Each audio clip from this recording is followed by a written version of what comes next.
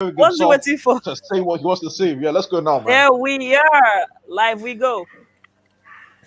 All right. Guys, May, we May live, guys. We 29th live. now. We May just made it, 29th. guys. We did it. Yes. Yes. Yes. Yeah, Papa say we're not going to do it, but we don't do it. God, don't He catch them. took. He We did it, took. guys. We did it. We did it. Yes. We finally made it. Guys. Absolutely. Finally. And Guys. you know what? Unlike 2012, when they said we are lucky, this time around we deserved it. We deserved it to get to God the final. bless you for that. God bless Every you for that. single step of the way. Real talk. Real talk. Real talk. Yeah. The team played well. We destroyed Madrid. It was amazing. If Guys, our we did scoring it. boots- We are through to the UCL final 2021 Istanbul. Here we come. We come. We come. We come, guys. Whoa. Chelsea versus Man City in the Champions League final this year. Oh, it's gonna be tasty. Oh my God, it's gonna Ladiola versus Tuchel. Let's go, let's go, let's go. It's gonna be And guess interesting. what? Guys. Guess what? Both of them, Guardiola against Tuchel. When even in the Bundesliga, I think Tuchel had the upper hand. If I remember correctly, the stats between both of them head to head. Nah, I think. it's two different teams. Yeah, that's what I'm saying. Two different teams. Now Guardiola had the upper hand. Yeah, Guardiola had the upper hand, but guys, the amount of storylines in this final, bro. Let's think about it. Let's think about this for a second. Okay. Chelsea and Pep in Europe there's 09 and 2012. There's Tuchel and Pep in having to play each other in the Bundesliga. There's Thiago Silva trying to redeem himself for losing in the final last year. The same thing with Tuchel making two finals back to back. Pep needs to get a UCL without Messi to cement his legacy. But there's just so many things going on in this final, bro. Just too many things, bro. Conte needs this last trophy to pretty much effectively complete football. There's just so many things in this trophy. Aguero said he's not leaving Man City until they went. Like, guys, it's crazy, but there's there's so many narratives. This is probably the most narrative-driven final I can think of in a long time, bro. Guys, we did it, guys. Man, if you guys watch my post match, Chelsea almost kill me. The reaction video. Eddie, what do you think? How are you feeling right now, man? Because your energy since you got here, and we can see Mendy is top 3. So He's top 1. So, can someone just read my name again? Read the thing on my screen. Mendy is top 3. Mendy is top 3. And not number 3. Straight up. Thank you. Okay, first things first. Yeah, let's start from the top. Shout out to Roman. I'll come here and sing the Roman song, but I can't right now. Shout out to Roman, man. Give that guy his respect. Yeah, that's the first thing. Give Roman his respect because pulling the trigger when he did, getting that bum off this squad when he did, is the catalyst to what we're seeing here today. We're seeing the results of that. So that's the first thing. Secondly, it's Melanin Day today, man. I'm shouting out all the black players because they done their shit tonight. Starting with Mendy, those saves in the first half, mad. Rudiger, did you see what was being said about Rudiger when Lampard left? Did you see what was being said about Rudiger in January? The bully, yeah. I'll take a bully in the final any day, fam. I'll take that bully. He can bully the kids back home. I don't care. Put him in the CL final. Thank you very much. And then Ngolo can't. Oh man, I can't believe Lampard really made us think this guy was finished. Imagine that for 5 minutes. Lampard really made us think Conte was finished. Look at that guy today. Can someone tell me if Modric or Kroos played that game today? Azpilicueta as well. Can someone, I'll get to those ones later. Can someone tell me if Modric or Kroos played today? Because Conte was everywhere from. Because all I heard before this game was let Modric and Kroos pick their passes. Benzema's going to finish. Couldn't see Modric, man. Nothing. Conte said, look, shut that down. But then, above all, look, shout out to all the players today, man. They came ready for war. They came ready for war. We can name everyone in the team. They all play their part. You know, even one of my mates was texting me that, yo, Chilwell looks a bit shaky. I said, look, if Chilwell's our problem, then we're fine. Because normally I was worried about Jorginho defensively, but Jorginho was top notch. Of course, I mean, today it looked like the strikers practiced the song of I miss you to the goal because we couldn't finish to save our lives. But at the end of the day, man, it's all about one. I think they came with the mentality of let's first of all keep a clean sheet. And I think any team with that kind of mindset and mentality will go a very, very long way because the mindset is you're not scoring against us, but we can still get you. And that's what Chelsea came with today. There's so much to break down, man. Like, look, honestly, I'm not even gonna get it. I'll let other people speak, man, because I'm just gassed. Well, I'm happy. Roman's a Russian genius, bro. Man sold Hazard for 200 million to Real Madrid, knowing that this situation would happen, bro, and Hazard would ghost and Chelsea would win, bro. What a guy, bro. What a owner. Shout out to you, Roman. Shout out to you. Here's the thing. I'm so happy right now, but whether Chelsea win the Champions League final this year or not, yeah, I don't care.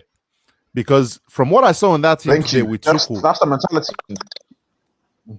Give this team, bro. You don't want this team to get a striker. You don't want this team to get a striker. It's over. And then you give them another quality center mid to play with Conte. Shut down Europe. That's what I'm trying to say. Did you see Havertz today? And if you look at the squad, the age of each players, Havertz was at some point bossing Ramos. Yes, Ramos just came back from injury. But the way Havertz played that guy today, my goodness, that was disgusting. Pulisic coming off the bench. Nah. You don't want to see Chelsea in the next couple of seasons. Whether they win the Champions League or not, don't worry. Don't worry, fam. But Champions League final first. Let's deal with that, man. Let's deal with that. I'll let other people talk, man. But, man, ooh. Nah, it's lit. It's lit. It's lit. Yeah, Chimere, how are you feeling? You know, you're a Man City fan, so Man United fan. So, what do you think about the game from an opposition fan? To be honest with you, like, because I'm gonna be honest, like, because of me, I told out the lie. I predicted exactly both legs accurately, the scores.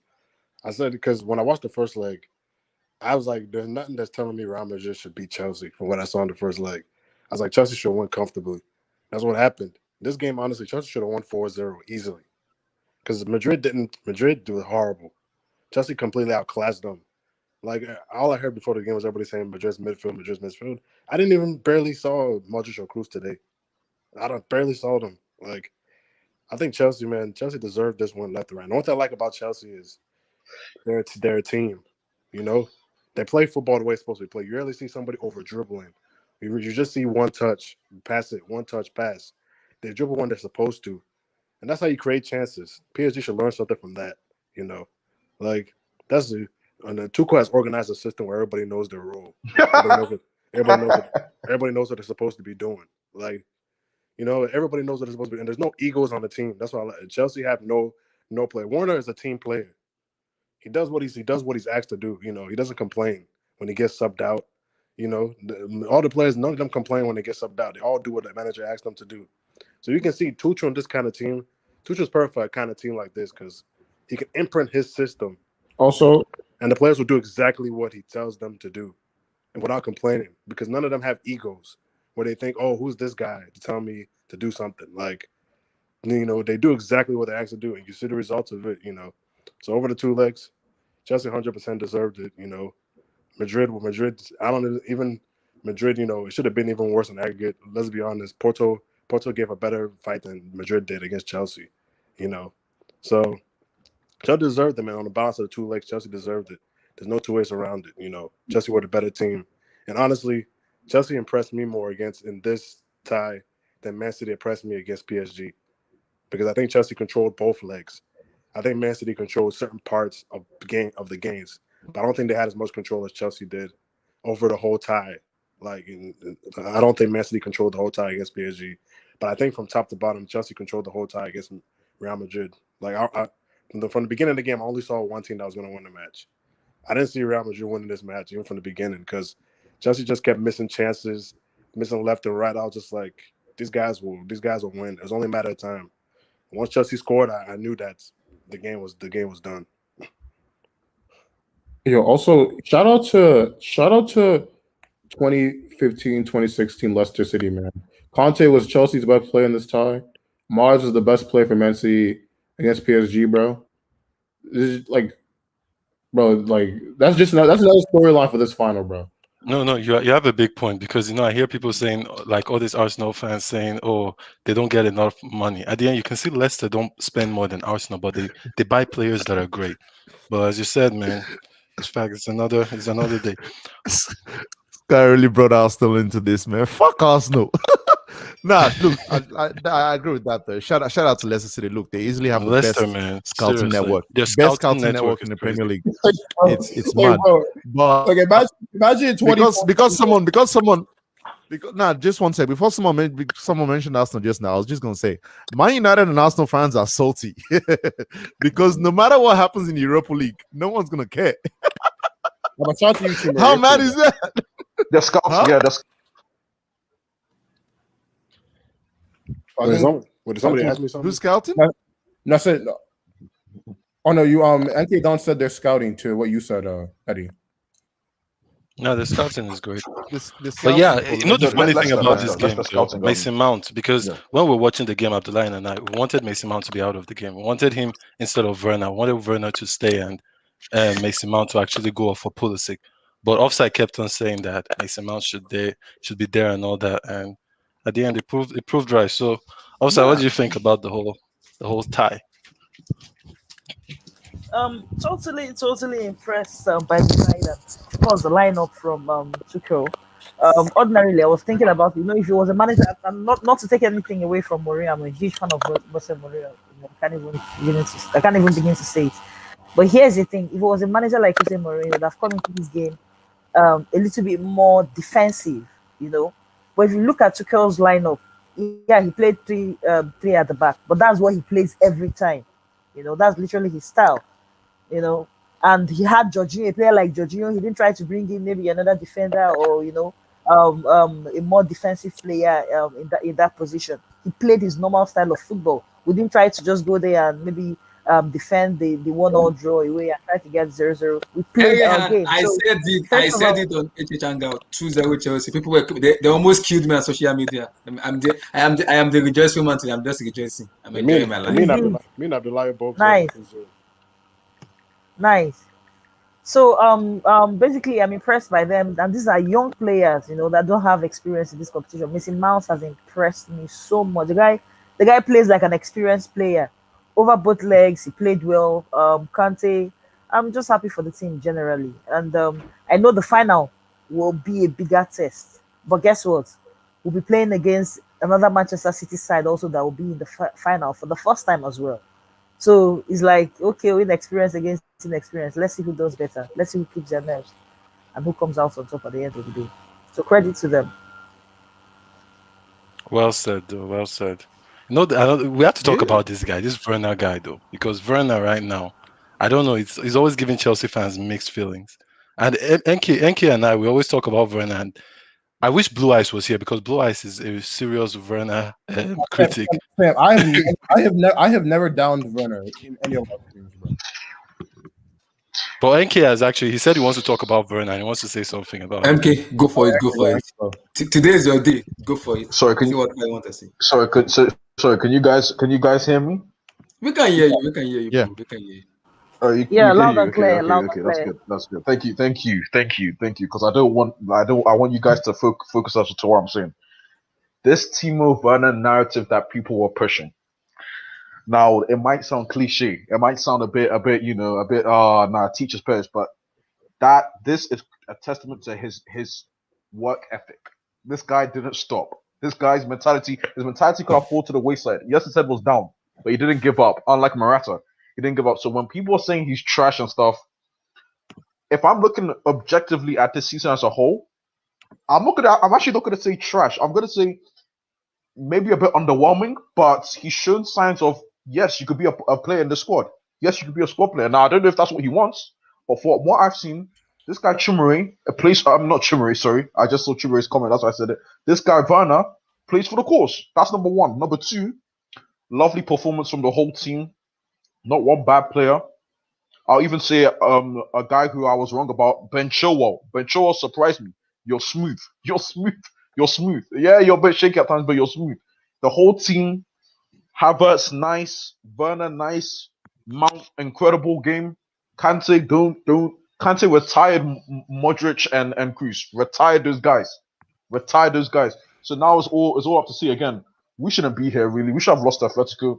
We have no business being here. So I mean, we're gonna get smoked in the final. That's what That's what we're gonna see. We're gonna see a beatdown in the final. So let's not get too excited. I mean, we're gonna get smoked. And we're just gonna have to, reassemble next year. We're gonna get pimp slapped in the final. That's just what it's gonna be. It's just gonna be a sad ending to the season. So I'm not even a bit excited. So that's just me. Not even a bit excited. Yeah, man. At the end, it was crazy though. The match. I'm just happy for Courtois and Hazard. Like literally, it gives me joy. No, whenever don't I say just Hazard. think Don't say about it. don't say Hazard. Don't No, say both Hazard. of Don't say them. Hazard. I know we got a lot of money for Hazard, but let's be real. Hazard has been flirting with other teams even while he was still at Chelsea. And the main reason was because he didn't believe in this Champions League run that we just made. So yeah, that's I'm happy that we took them out of there. And hopefully that City game at the end is 50-50. We can't really say it's going to go on side. But Abdullahi, I've seen you've been quiet and all that. Have you processed everything yet? I think I'm the justified guy here because I was the first advocate of Lampard. Because when I said that, people were coming at me and using a harsh word, the racism word. And I was like, this man is not the right man for the Chelsea Football Club. But people were calling me racist, were calling me so many ridiculous names. It's like, okay, I get that. But I think I'm the vindicated guy here, and it makes me happy. The team I've supported since 2003 made it after 9 years. We made it to a final in 2021. It's a joyful moment. I just want to celebrate. It's a joyful moment for me because, like, I just don't know how to process it. Seeing those guys, Mason, Kai, Timo, Olivier, Ben, Thiago, Edward Mendy, and everybody, pretty sick and cool. Go to the final, and what a success! And yeah, I keep saying this, and I'll repeat myself again. He is the most underrated player in world football at the moment, N'Golo Kante. People don't know respect that guy enough because people say he's been injured, he's not been below par, and this, my Lord in heaven, N'Golo Kante showed who is the best midfielder in world football. We need to have a serious conversation about him. As a Chelsea fan, I am happy and I'm proud. I'm so proud. Congrats, bro. No! We Congrats, did bro. it, baby! Congrats. You really Congrats, fired up after the Congra- game. Sorry? I said he's really fired up. During the game, he wanted to faint. Now, I lost my goal. I didn't get you, sister. What do you say? No, she's saying Abdullahi. Abdullahi has been Abdullahi crazy all during the day. game. Yeah, Oh, yeah, yeah. By the way, yeah. Chelsea boys and girls, man, like, congratulations to you guys.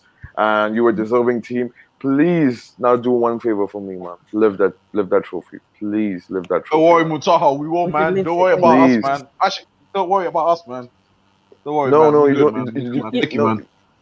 No, I mean, sure. Imagine the heartbreak. Let me. It's Sorry to Pepsi. interview guys. But just let me give my quick Yeah. thoughts on that. This, But I want to join the HL hangout as well. So so I'm just dealing with the two Chelsea madman, right now. so like Abdullahi, congrats and all, like the way you guys played, the way you guys set up to share another masterclass. I mean, this guy is like one of the best managers in world football. Could be the best, if he wins the Champions League, which in my opinion, he's also overachieving with you guys, man. The discipline, the positioning, the determination, the tactics, the right decision of Kante. By the way, before I say anything, Kante is the best midfielder in the world football. Okay, Muntaha, Yeah. repeat it. I have been shouting that guy. Yeah. I mean, No, this he has been N'Golo underrated. Kante. He's been underrated. N'Golo Kante created that one move. He read the mistake. He dribbled past Casemiro, and the decision making he made. It says everything, man. This guy is the best midfielder in the world football right now. You can only this season actually in the entirety, right? And the amount of hate Kante used to get from Chelsea fans. I mean, I know which Chelsea fans used to hate him, but get the disrespect, So that was like, I mean, he showed up, man. He showed up big time, and he showed against the European Champions League, royalty. That's also like more sweet, for him and his success. And I wish, man, this guy goes and wins Champions League and wins Ballon d'Or for me, man. Honestly, like for me, if he wins Champions League and do really good with France, I think so. This guy has the best shout for Ballon d'Or this season, and if he does that, I'll be one of the most happiest guy. And secondly, I think so. Mason Mount should get his flowers now. I think so. It's high time to consider him or Foden like the upcoming English talent. I mean, and I think so. This guy could be your next Frank Lampard. Huh? So that's also insane, man. With Mason Mount, Timo Werner, this is a really good recovery, and he scored the goal. Yes, you can say the post and all this thing. It was Havertz's goal, but you can say, okay, Timo Werner took the advantage of the post. But still, this is a really big goal for him to show up now. Now he can resurrect his Chelsea's career and all those misses he made in the season for Chelsea. I think so. People might forget now, and if he perform better, week in week out, I think so. He can really stabilize his Chelsea's career. And with regards to this man, Kai Havertz, man. Kai Havertz is the player for you guys as well. Give that No, guy he today he was German Zidane. I'm not gonna lie. And I mean, look at the finish. He was quite unfortunate that the ball hit the bar. And what I see is that I think so. Yeah, I think so. It's a good chance by Timo Werner to score. But I think that should be Havertz's goal. But I think it's a really good combination. And Thomas Tuchel, what a great job, man! What a bounce back, bro. I mean, the way you guys played, man, phenomenal football, man, and defended really well. Didn't give us tight spaces. I mean, wow. It's just simply I felt like we were playing against like peak what do you call it, Italy team of 2006 World Cup, something like that. The way you guys played, the way you guys set up, and dangers you guys were on the counter attack. And for me, man, lots of love for Kante, man, and I believe that inshallah, man, this guy will win Champions League and Ballon d'Or this season. And lastly, I just want to say that, man, like I'll say from Madrid perspective, I mean, I just want to give insight with Madrid as well. We tried to do well, but you didn't give us a single inch of space on the flanks or even in your final third. So it says a lot about Chelsea's intensity and their understanding of game as well. So I think so this Chelsea team have a really bright future. And with regards to show up of Kai Havertz, I don't think so you guys need a striker. This is my thingy. If he kept on showing up from this season, or might be some 4 or 5 games of Premier League, and if he gets the form back, do Chelsea really need a striker? Aside from, okay, Timo Werner is bad. I know that sometimes he misses chances here and there. But Havertz is also, like, is showing up his price as well. So you guys should put your trust on Havertz as well. So make sure that, like, Havertz gets the best possible thingy out of this Chelsea team. And with the ease you dealt with our attack, oh my God, I love it, man. Like, I mean, what a footballing night, and what a game, man. So Chelsea, man, deserving team to go through, man. And I'm hoping actually you guys to win Champions League final rather than City. Huh? So that's my thoughts, man.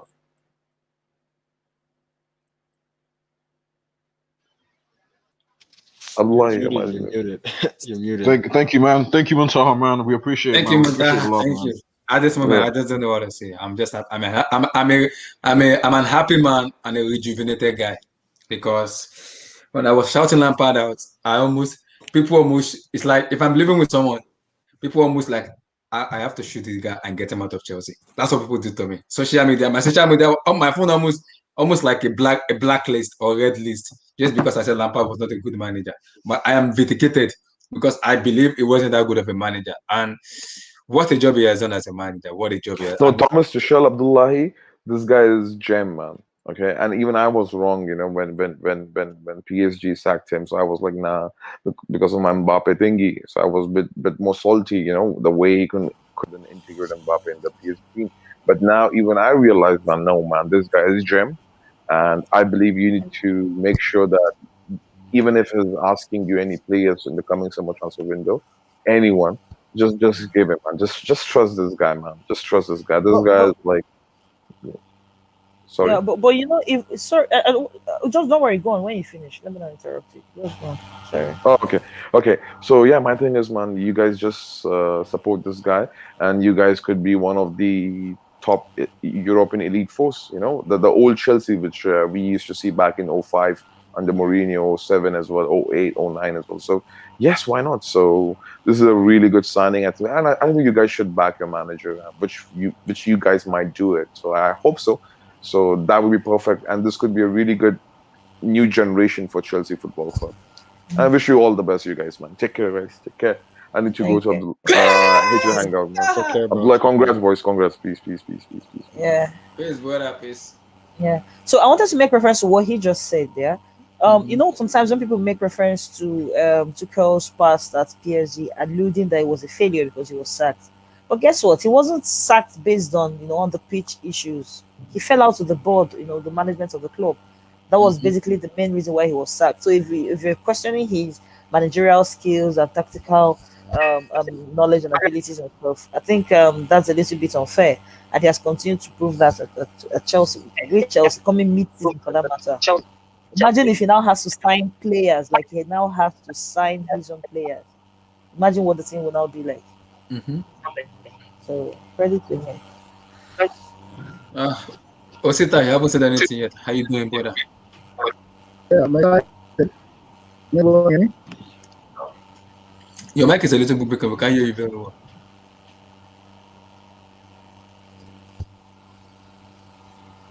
No, while he's trying to sort that thing out. So, what do you guys think? Yeah, how do you think Man City feel about facing Chelsea? If you remember, someone was asking. I think it was I don't know, weeks ago when someone was asking me who I would rather Chelsea face. I said, see, facing a fellow English team is always going to be more worrisome because this is the side you play week in, week out, and they know you. They are more familiar with you and stuff. And guess what? We're playing Manchester City in our next game this weekend in the Premier League. So that's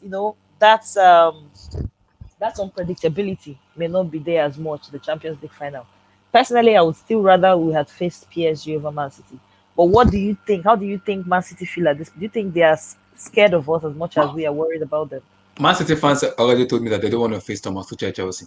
That they don't want to face him. Exactly. Because Man City fan was like, they would rather face Madrid because they will have a superior edge than facing Madrid and Tuchel. Because what Tuchel will do is he will set up defensive. He won't even go up pressing you. He will set you defensive. And just one goal, hit on the counter, boom, it's game over. That's what he's going to do. And he's been doing that a lot because even Guardiola even said that the last time he played him in the FA Cup was like Tuchel already put like a 7-man or 8-man at the back. There's no even way for him to kind of penetrate or even give passes out. That's going to be difficult as a manager because he will have more difficulties in it facing Tuchel. He would rather face Madrid than facing Chelsea.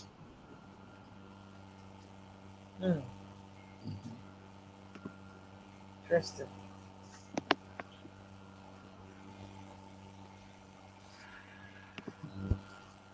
Interesting. What's going on? So Damien, your take on the match. Well,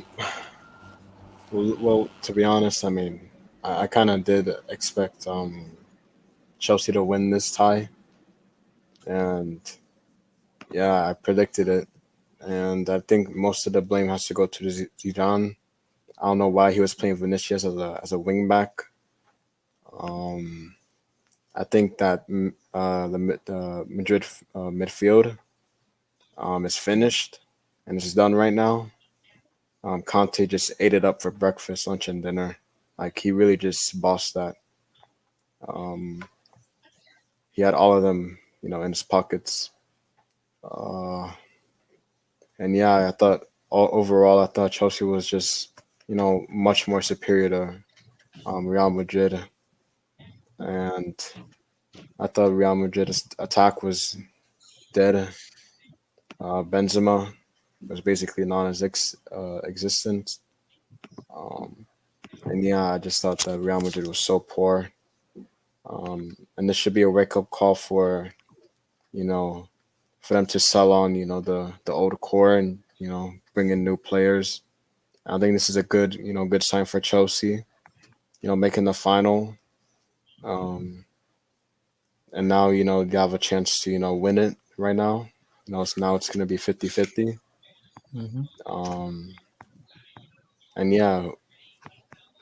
we're gonna see, who's gonna win it, either Chelsea or City. Fair enough. Sam, your take on the match? Yeah, man. Like literally, that was an incredible game. I'm so.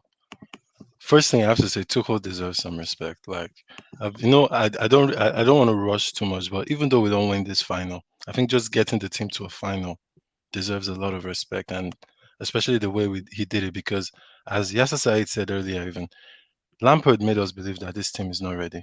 He literally made us believe that this is a 4 or 5 year project, and we shouldn't think about stuff like that. That it's all about building and building. And Tuchel just came in and he said he's going to make this team unplayable.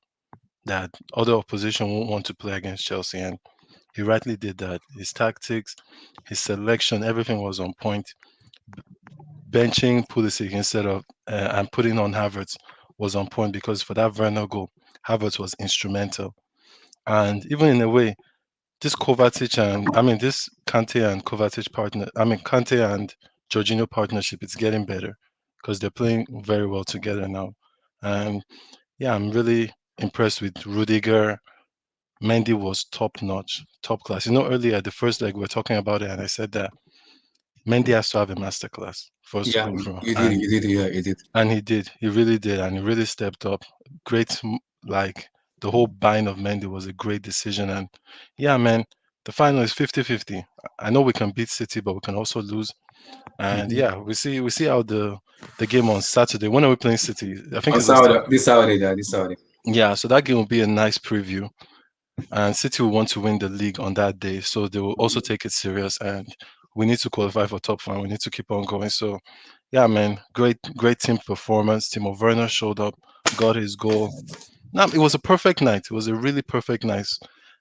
Kante was just immense everywhere.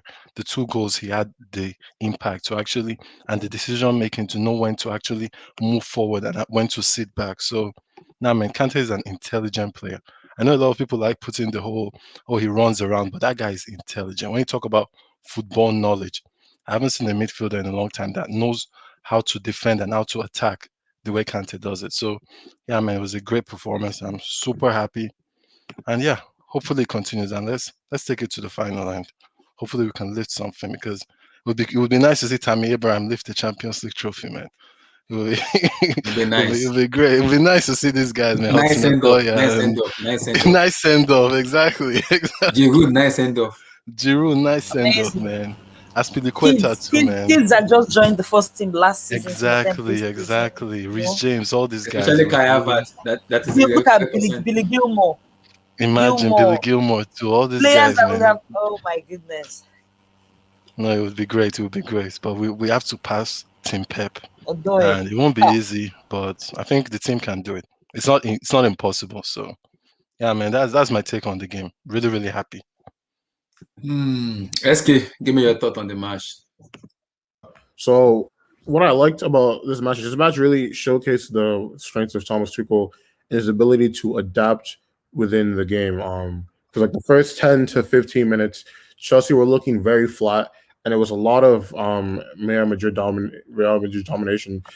Chelsea were playing well defensively, but they weren't really creating anything or really affecting anything on the attacking third. But you could tell as the game went on, the players grew into the game more and more, and they started to focus less on just defending, and more on having to try to counter Madrid's team. And you can see that in the way they were their counterattack started in the first half. And Chelsea it was really great that Chelsea got that goal when they did. That goal came at the perfect time because they really forced Madrid to come out of their shell because now they needed to go score a goal. And you could tell because even the contrast in the beginning of the first half and the end of that first half, you could see that Chelsea were starting to actually get shots on target because Chelsea had like 12 shots in this game, but like the first shot didn't come until like the 25th minute. So that was about 25 minutes where there was 0 shots in this game at all. So and in the second half, it was more of the same. And unfortunately, like Chelsea couldn't really finish their chances as well as we would have liked to. But I mean, in the end, they were able to be defensively resilient enough that it didn't matter. So On to the final. Yeah, Osita, how you doing? I'm great. I'm back. Oh, welcome back. Give me your thought on the match. Give me Well, your I'm thought. so excited. I'm so excited. Wow, what a performance. I posted something on my Twitter not long ago. I said Porto gave us a step test than the three Spanish teams we faced combined. Wow. Like we met the best of the best before we got to the finals. We didn't meet just any team. And somehow Tuchel and the boys were able to. I was a little bit scared about Real Madrid because of their pedigree in Champions League, but wow, I never saw this coming. I wanted us to qualify, but this was just so good. For all I care, it could have been 7-0. If you count all the chances we missed and all that. Go and watch my watch along. Oh my god, I'm fasting, Oh but my Chelsea word. almost killed me. Oh my Chelsea killed me. word. What a Chelsea killed performance. me. They killed me. Kante was phenomenal. A midfield trio, Luka Modric, Toni Kroos, and Casemiro. And this guy bossed them. Like, he bossed them over 180 minutes, both in the fourth leg and the second leg. Like, I can't believe there was a time we talked about, we were talking about, there was a talk about swapping Kante for Declan Rice. I was like, the GOAT, the greatest of all time. Makelele said this guy, the role should be renamed the Kante role, no longer Makelele role. Kante was phenomenal. And then Mendy, wow. I'm so excited. I'm so excited. I'm sure when Man City probably were watching the game, they would have preferred to play Real Madrid in the final than Chelsea. And kudos to Tuchel, because in his first press conference, he said he wants to make Chelsea a team that nobody wants against. And trust me, nobody wants to play against us right now. I'm not being cocky, but that's what's going on. Like, the only thing I can see is that basically we are not, for the first time in a long while, we are creating multiple chances back to back. The only challenge we have is that we are not taking all of them. But even then, even despite our misses, we are still telling them that, hey, if you want to score you, we are going to score you. And man, it's so exciting. I'm eager to see what we do in the finals. There are lots of thread on the internet about the coincidences and the similarities between 2021 and 2012, blah blah blah. I found that, but I want to win the UCL again. Kudos to the Chelsea team and Tosin, give me your thought on Chelsea. I must check Chelsea. And then your take on N'Golo Kante. Man, great game, man. Great game today. Congratulations to Chelsea fans. Well deserved. I don't know why I felt that Madrid were just gonna fluke some gold, even if they didn't deserve it. You know what I mean? Like the Havertz chance, the Mount chance. Like there were so many chances. I felt, oh man, if Chelsea don't score this second, they might end up, getting hard done by. But nah, Chelsea just withstood everything and went through. And man, N'Golo Kante, man of the match performance today. Like the build up to that first goal, like I even tweeted it. Like I said, that was all him.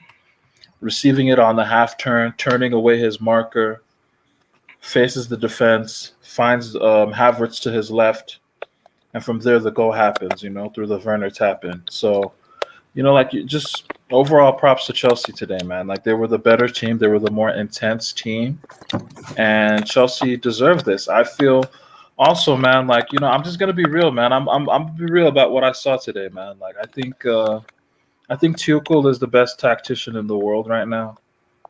Like the work he's done with Chelsea in these past couple months, I mean, you got to give him credit, man. And like the compactness of Chelsea, between their defense, midfield, and attack, where everybody's on the same page, especially with their build-up patterns and everything. Like you just got to give credit. There was no way. I just felt that Madrid could have played for 30 more minutes and they wouldn't have scored with the way with how compact Chelsea were. And I mean, yeah, Kante was great. Thiago Silva was great. Rudiger was great. Even Jorginho was great too. Like Werner, we always shit on Werner. Werner had a good game as well. So Pulisic did well when he came on. And for Madrid, there were no standouts really, except for I'd say Benzema in the first half, and Courtois kept Madrid in it. Courtois kept Madrid in it. So What of yeah, Edouard like Mendy? Edouard Mendy. yeah, Edouard Mendy was great, man. He was great. He's like he saved what he needed to save, you know, and he was well protected on the neck. So yeah, like no, kudos to Chelsea, man. Like well deserved. Let's see what they do in the final. For me personally, I have them as favorites in the final. I think they can do it. I think they can do it. How have we spoken? Chimere, have we spoken about it? Yeah, I think we're just talking about the match in general. I think we need to let's have a normal discussion about N'Golo Kante for me. I think I don't know why people doesn't rate N'Golo Kante much if they made one of the top 10, top 5, top 10 best midfielder in the world. Is it because of his injury or what happened? He was overworked. Kante played. Go on. Osita, go on. Kante played. Okay, Kante. The drop in form we saw in Kante, the ending part of this guy played. Okay, let's go back to 2015. He played for Leicester basically all the matches. Right, 2015, 2016. He moved to Chelsea. 2016, 2017. Played basically all the matches. Won the league back to back. 2017, 2018 under Sarri was an integral part of the Sarri campaign. Played in the World Cup. This guy never had a holiday for how many years? From 2015 till let's say 5 to 6 years later, this guy never had. It was definitely, and he was a 90 minutes player. Kante was not someone that you say you play 70 minutes, you play 80 minutes, bring it down. Kante played 90 minutes for basically every manager he played for, including his country. Not forgetting that he played till they got to the finals. Few weeks later, the Premier League is back. You understand? It was bound to happen that there will be a time he will get tired. I mean, Kante played in the Europa League finals. Do you get, like, not every player can do that. A lot of players would have crumbled. And now Kante the manager started managing him, like resting him for a while. That's why we are seeing this resurgence in form. You understand? They had Lampard was talking about Kante in the Super Cup between Chelsea and Liverpool. He said Kante came to him. I don't know if anybody heard what he said. He said Kante told him that his legs were dead.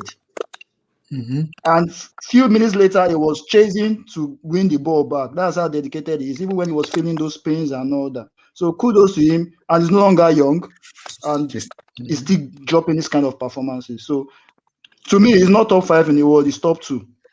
To me, top 2. Maybe top 2. When it comes to DM, sure. Right now, DM is the best defensive player in the world. He's the best defensive midfielder in the world. But if you want to generalize, you say midfielders as a whole. You want to generalize, say midfielder, that's attacking midfielder, central midfielders, defensive midfielder, whatever you want to call them. He's top 2 in the world. The stats show it, interceptions show it, everything show it. The only thing is he doesn't score goals, and we didn't buy him because we want to score goals. Exactly, man. The thing is, Kante disrespect. I do feel that why people disrespect him in a way is also because they have a high standard for him. I think we shouldn't forget that when people were saying, "Oh, Kante," it's because Kante was playing on a very high level, and then he did drop a little bit, but it wasn't because he's not a good player. It's because he had injuries, and you cannot expect a player to after an injury. It's the same thing with Rudiger too. When you come back from an injury, you need some game time. You need some consistency in playing regular games to actually get to that form. So I think it was good, and I just have to say that the whole team is lucky because maybe in a way, actually, that injury he got for France, it helped him a little bit because he could rest a little bit, and he had games to actually use to get back to his best. And yeah, man, for sure, I do agree with Osita that he's number 2 for me. At the end, other people might have their opinion, but for sure, Kante is in that number 2 bracket just because of his all-round game. Because it gives you defensive, he gives you something defensively, he gives you something offensively, and the thing is that man, the way he reads the game is it's incredible for someone that actually started playing professional football very late. The way he reads the game is just incredible. So yeah, man. Anyone that wants to like talk about Kante and all that, the good thing Chimere, is with football you can N'Golo always Kante. shut them off. You can always shut people off, man, with your performances, and he did it today. Chimere, your thought on N'Golo Kante? Conte, I mean, Conte to me was always the number one at his position, even before this game. He was always the number one to me at his position, which is, well, to him, he's like a player. He's like a mixture of a destroyer and a box to box. He's like a mixture because like he gets in the sessions, but at the same time he's also energetic. He's not really a sole DM. He's not like a DM who just sits back, reads the game, says passes. He also comes into the box.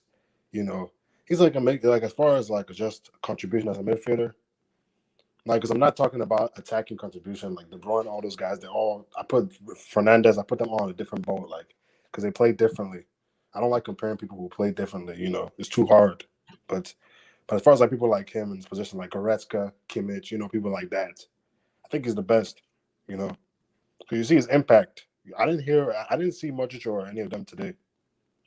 And Kroos or all of them. I didn't see them. This midfield that supposedly is the best midfield of all time. I didn't see any of them. Casemiro, I didn't hear his name today.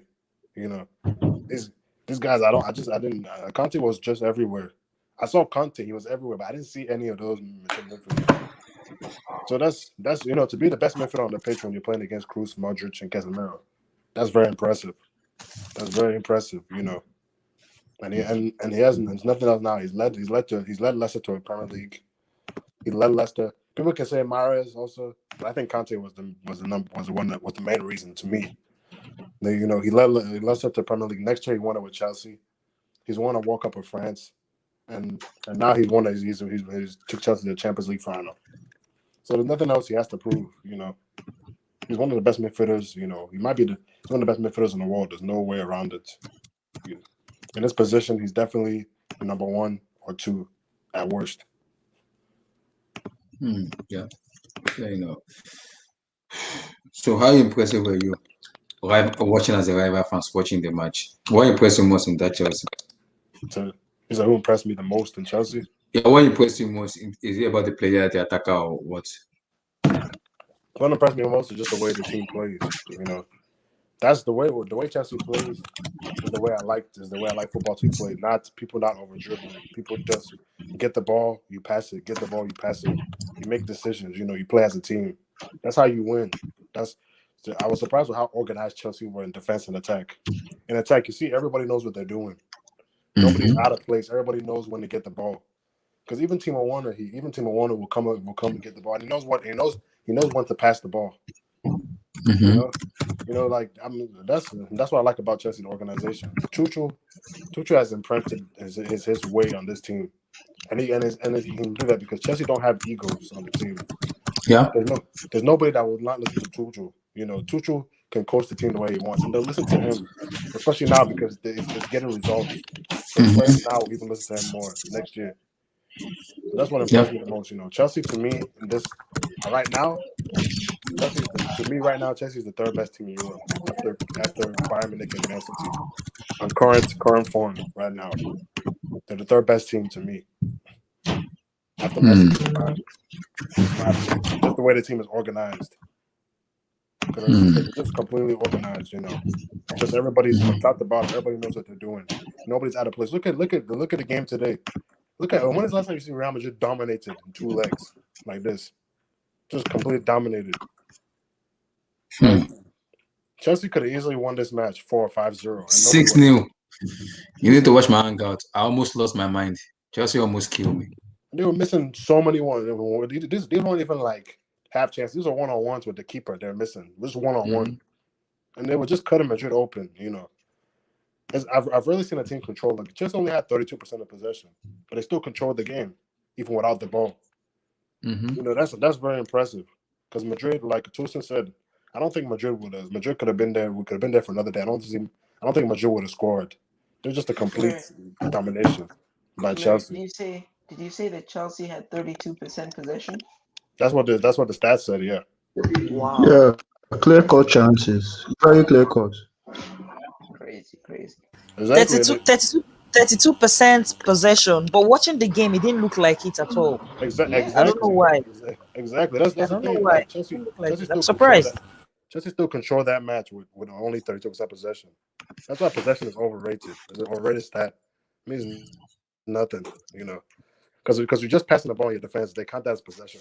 So Madrid were focused on passing defense. Chelsea was focused on passing towards goal. So that's the thing, Chelsea, big ups to Chelsea. I wanted Chelsea to win because I want Chelsea to beat Man City, and also I want Real Madrid fans. I want Real Madrid to be humbled, because I think their time is coming to an end. Just my personal opinion. So big ups to Chelsea. The future's looking bright for you guys. Samuel, give me your thought on the match. Look up Dubai. This is obviously rare for our football club. And what we're witnessing, it's romantic, it's poetic. We went from 10th place, getting lubricated and circumcised by Leicester, to making the CL final, Abdullahi, the FA Cup final, and having a strong position in the top 4 race. Now, Tuchel needs to, we need to have a serious conversation about Tuchel. The guy is on another world, on a managerial level. The way he's completely transformed this team, the way he's given the players confidence, the way he's utilized the personnel to bring out the best out of each and every one of them. Look at Rudiger, look at Mount, look at Havertz, look at Pulisic, even look at Cho, Jorginho, everyone is just, you can tell that they've just been rejuvenated and they're coached well, they're instructed. So this Chelsea team just brings joy to our hearts, man. We should have won 5-0. Obviously, Abdullahi was about to die of hypertension at some point. Thank God Mason Mount scored. I remember. But yeah, man, we missed a lot of chances, and as happy as I am now, I think we need to be a bit more lethal. I've always said this: Chelsea create chances. Chelsea creates really good chances, but the problem is we do not have any finishers, and that's a problem. So hopefully we can go out in the summer and get ourselves a seasoned striker, somebody who's clinical, somebody who's ruthless and cold in front of goal. But yeah, man, we have a lot to do in this season, so we're gonna keep our focus and let's see if we can get that chip, man. So yeah, I'm ecstatic. Abdullahi, sorry for getting you up, so I'm just going to have to head off. So first of all, congratulations to the Chelsea fans. Obviously, so you're in the Champions League semi-final. I see you as. Thank you. I know. Congratulations to you guys. I mean, I see you guys winning it personally. Thank you. So, but, I do. So, but yeah, congratulations to Real Madrid.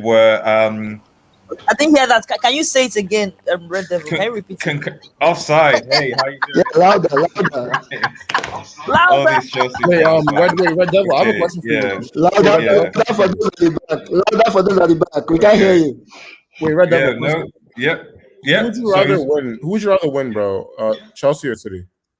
I mean, I don't want any of you guys to win. Yeah, it's like there's no. That's how this works because the finals already been made, so you have to pick. It's really difficult because on the one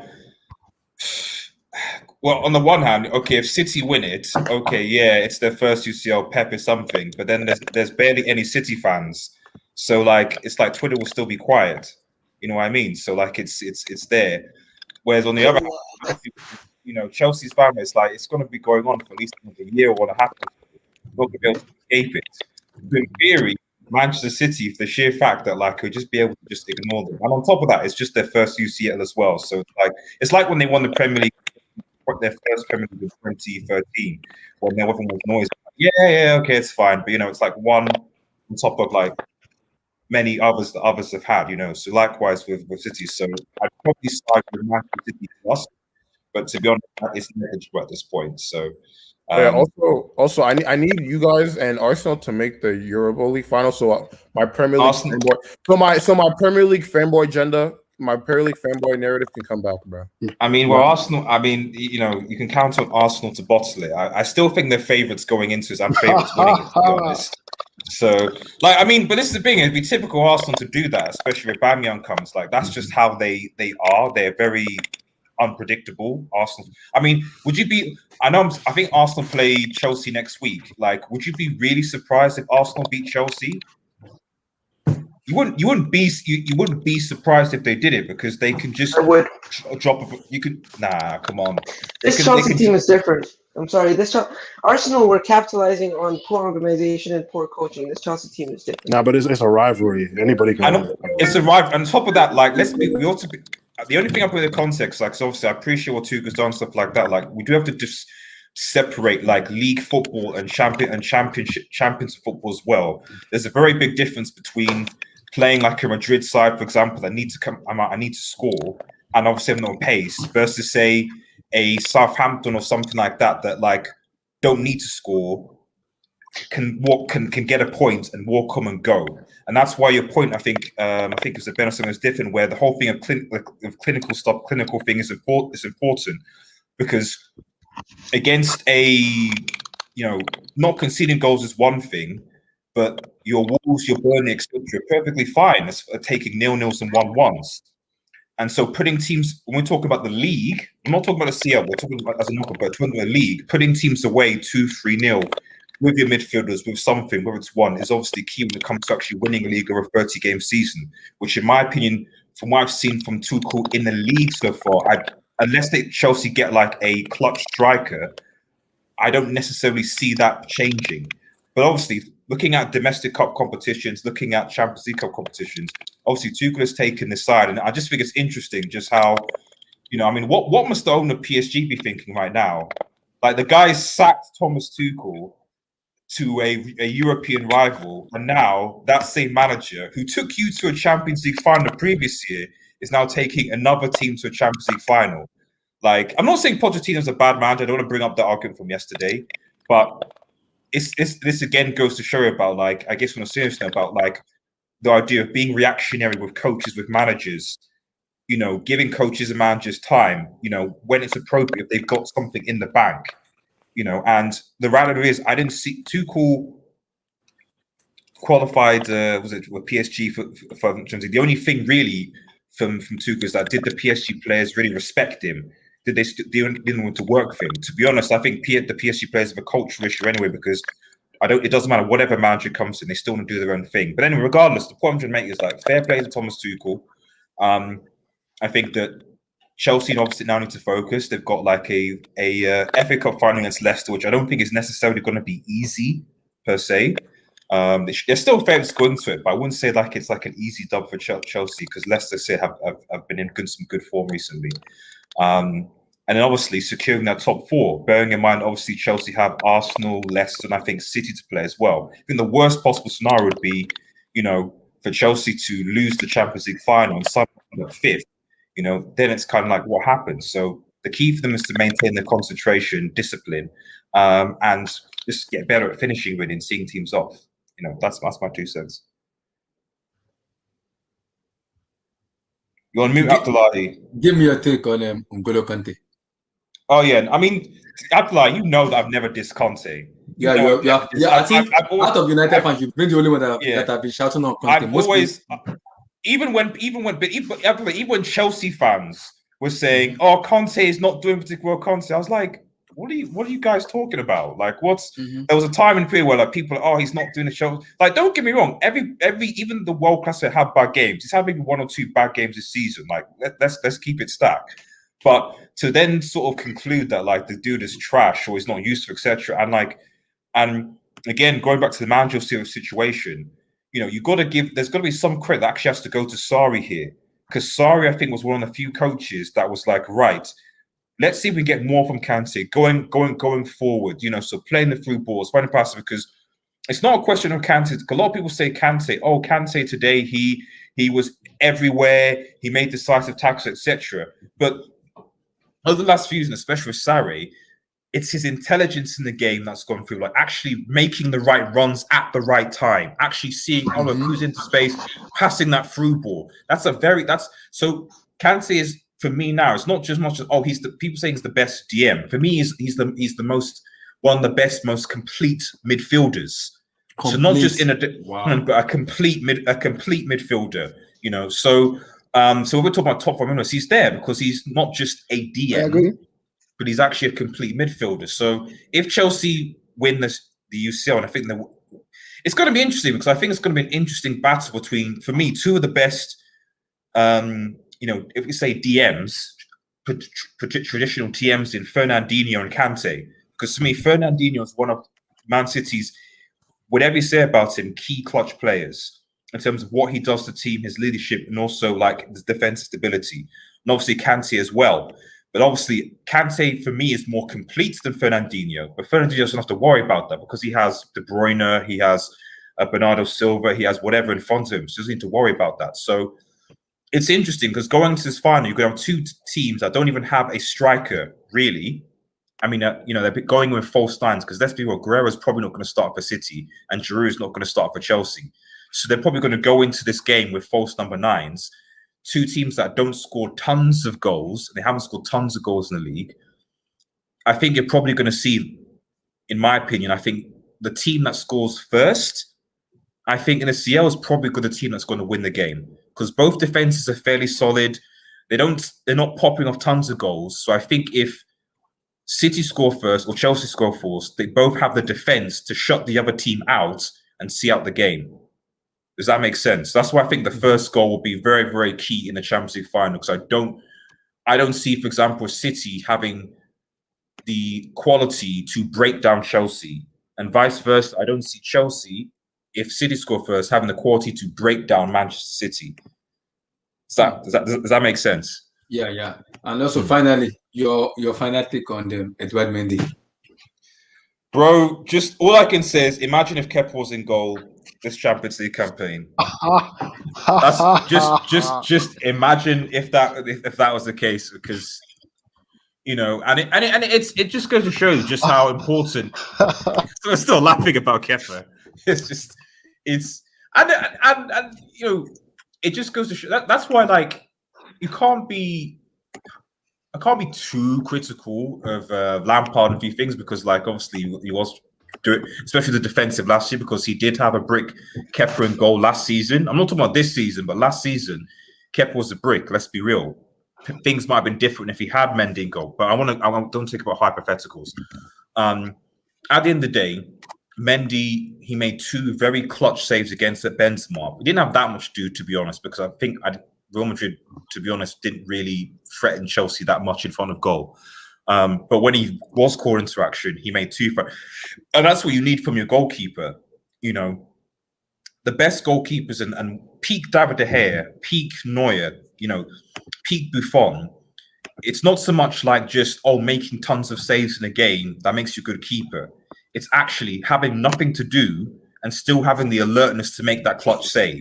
That's what makes you an elite goalkeeper, not just saving multiple, saves in the game or whatever. It's like, my goal has not been threatened for 90 minutes, and then in the 89th minute, it's threatened, and I have a switch reaction to score it. So Mendy has given that confidence to the centre-backs, and I think it's also one of the reasons where it's difficult, because Mendy, for me, is right now is a better shot stopper than Ederson right now. Mm-hmm.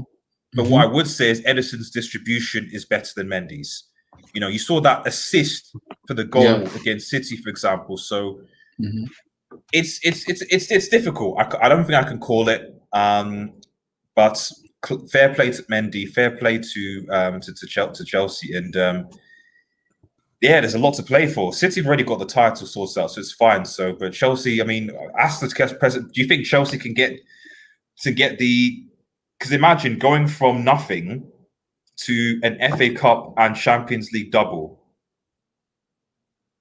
What does that say about? I guess what does that say about Thomas Tuchel then? And then what does that say about? Well, I'm not saying something with Thomas Tuchel, and I don't want to be a downer here or something. I get the whole thing is about coaching. I get it. It is about coaching. I agree with Tuchel, but there is still a part of me that's like,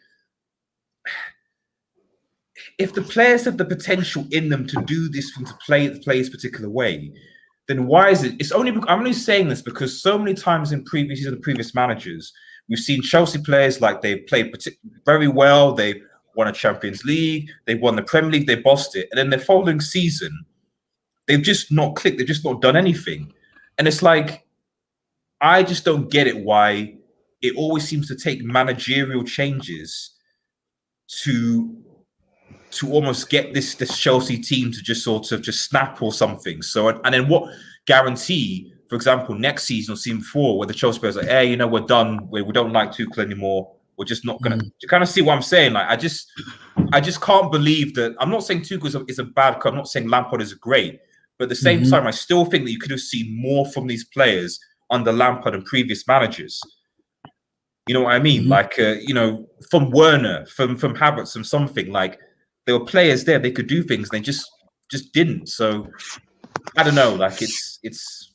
But yeah, regardless, it's a Chelsea thing. Chelsea. Sorry, it's a what? He says it's a Chelsea thing. It's a Chelsea yeah, thing. Like I said, it's just something. It's something that always perplexes me because it's like I almost like even don't know how even just go in hope into a next season or second season because it's like. You're almost hoping that the players are still going to respect the manager to still turn up consistently and ball and not sort of throw the manager because someone gets unhappy, etc. I'm not saying that's going to happen, but it's just the history of the club. It's like I told you before. It was like the average manager served 18 months since I think Jose Mourinho 3 years in early 2000s. The average Chelsea coach has only served 18 months at Chelsea. And that's managers that's won Premier League titles and Champions Leagues. So it's just odd to me anyway. So, but you don't take it from the Chelsea team. They were the better team on the night. And that final is going to be interesting. It's definitely going to be interesting. Shut up. Yep. Who hasn't spoken about the team? Has anybody spoken? It's a celebrating moment. Anybody could chop in and talk. You guys could talk. Say something, guys. SK Chimere, offside. You guys say something. Well, Abdullahi, who do you think? Maybe it's too early to talk about the Champions League final right now. I don't know. It's probably too early to go into the sort of who people think favourites because there's so much time. From now to 29th, you don't know who's going to be injured, who's going to be fit, etc., etc. So maybe it's too early to be like, who's the favourites? So maybe the question should be if let's say City win the Champions League, because obviously Abdullah, you've had your Pep agenda for quite some time. I did. If he wins what is Pep now? Is Pep now the GOAT? If City win? Yeah, I think he has to be put into the category of coach because everything that for me. Red, can I ask you a question? Yeah, go on. I feel like am I the only one who's not really like impressed by City that much? Like, how do you feel about them? Like, you mean this season or just in general? As in, like, I know they're a really good team, but like the way people talk about them, like. Yeah, I mean, the thing is, it's just like. This is the thing where like you can't compare league play to City play. Like, I think that fundamentally, what you're seeing, I think just in football in general, is that at the end of the day, whatever it's not that City are like they're playing this astronomically beautiful, destroying. What you're seeing is that they just have the best squad, and what you've seen this season in the Champions League is that like when you look at the teams like Madrid and Liverpool, etc., they've had tons of injuries. That's disrupted their season, that they've not been able to have a core contingent, etc., and so on. It's evident that the teams that even a PSG, to be honest, like where you're like, okay, Mbappe's not played, like who comes in? So I'm take nothing from Pep Guardiola, fantastic coach, is amazing. So, but it's obvious to me that City have the best squad. And going through this COVID season, the amount of games that have been played, etc. City were without De Bruyne for goodness knows how many games, who was their star man, their star player. And Ilkay Gundogan came in and just bossed it for months. Now people have forgotten about him because De Bruyne has come back. But like he had like 3 months, I think, of just... In fact, to be honest, he's probably the reason why City are near the top of the table right now because... Red Devil, he got back-to-back Player of the Month. Ilkay Gundogan. Okay, Gundogan. Yeah, exactly. But it's almost like people forgotten about him now because De Bruyne is back and so on and so forth. So my point is just that it's just the depth of squad that City have shows that like they It's compete. crazy. Like let's be real. Like they could have, like if they just put out their starting team, because I don't think they even needed to rest players against PSG, because PSG were awful. Like if they put their starting squad against Chelsea, they possibly could have beaten them, and we could be talking about a quadruple here because of the depth of squad they have. Red Devil. The only reason we didn't put out our full team, we were preparing ahead for the Dortmund game. Our priority was the Dortmund game than the FA Cup game. To be honest, there was a short time span. If you understand what I mean. I mean, yeah, and exactly, and to be honest, Dortmund are probably the only team that City have played this season that I've seen that I've been like, okay, this is the team that probably have given City a few problems. Can I just put it to you? Sorry to cut you off. Yeah, go on. What would have you prioritized? The FA Cup the semi-final, or the quarter-final game against Dortmund? If you were in our position, I mean, it would have been. But this is, I guess, the thing about like, I guess squad. I guess what I'm talking about. Of course, I just think that he made maybe too many changes, and obviously bearing in mind that Dortmund themselves were without some of their key players as well, like Sancho and so on and so forth.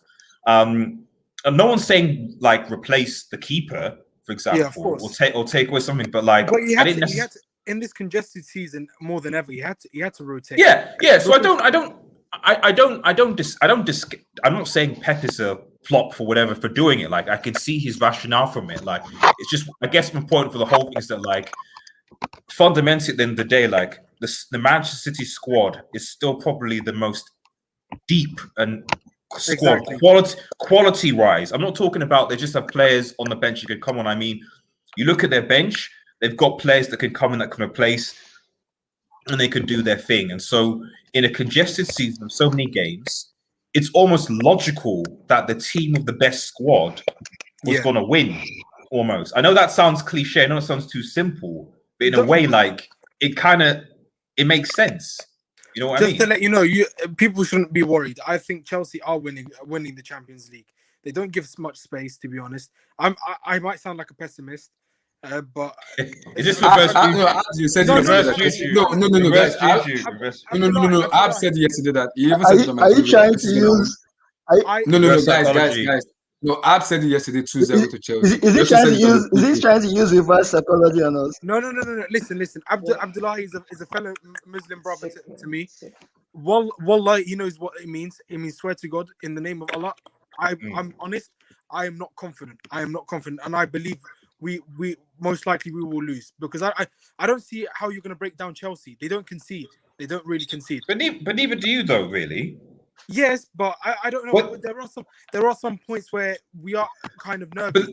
But it's like what I said. Like I said to Abdullahi, I was like, for me, I mean, maybe this is a simplistic, but for me, the team that scores first wins, because yes, you're right, Chelsea don't concede, but also I don't think Chelsea have the play. Like, not to bog my own horn about Manchester United, right? We're not listening to it. But what I will say about Manchester United certainly going to is that, like, especially against low box this season, is that in general, especially if Pogba, Green, Rashford, we have the players that can kill a low block, that can make a cutting pass, etc., and score goals. We can do that. We've got the players. The issue in United is just the British defense right now. Let's be real.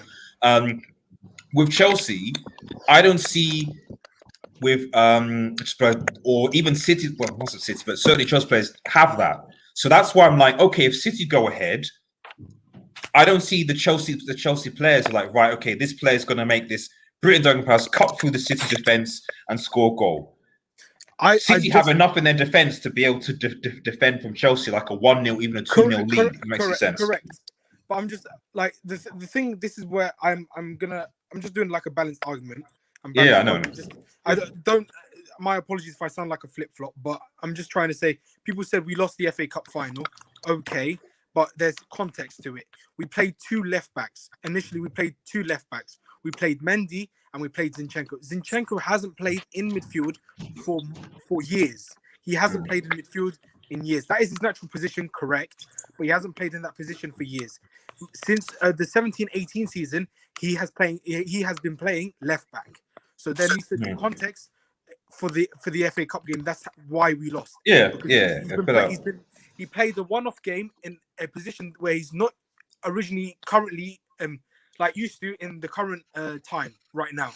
So that needs to be context. Mendy hardly plays. We normally play Zinchenko or Mendy, and we play Zinchenko or Cancelo at left back normally, or maybe sometimes, if needed, Ake. So that needs to be.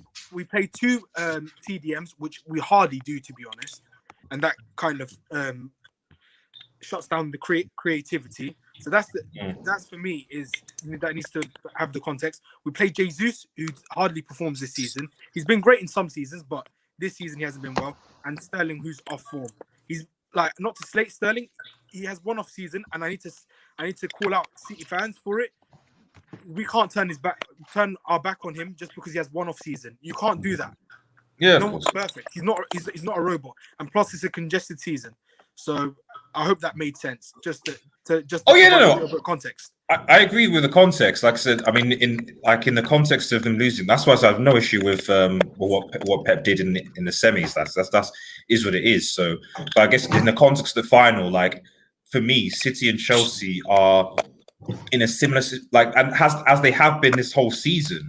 Where if you look at them this season, it's like most of their goals have come from some of the defenders, their midfielders, etc. Like they've not really been clinical in terms of putting forth. Like, to be honest, if we're talking about putting tons of goals away, I mean in terms of like against that, it's probably Manchester United. 9-0 against Southampton, 5 against this, etc. In terms of putting loads of goals against and the ability to do that, Chelsea and City haven't done that. But what they have done is they've got a defense where it's very difficult now for certain teams to break them down. And so that's why I think that whether it's Chelsea or City, whoever goes ahead, both teams have enough in the back four to say to shut up shop, which is a poor omen for the CL, because it kind of might mean that, to be honest, this might be one of those boring Champions Leagues where 1-0, park the bus, I am so going on. to say I generally believe they could be. I think Tuchel's sort of like a mixture of the prime Mourinho and a mixture of Pep as well. So he has like the balance. So I wouldn't be surprised if he does park the bus and shuts up shop after maybe 1 or 2 goals in the final. I'm just generally not confident. I'm just generally not confident. I don't see positive things these days, to be honest. Is it fair for me to say? I think there's something we keep forgetting. Okay, go on. Don't worry, go on. You can go on offside, no problem. You can go on. Yeah, so I just wanted to say something that, it's one thing for us to analyze if a game, like a future game, based on what we've seen so far, but it's another thing in reality, because sometimes no 2 games are exactly the same.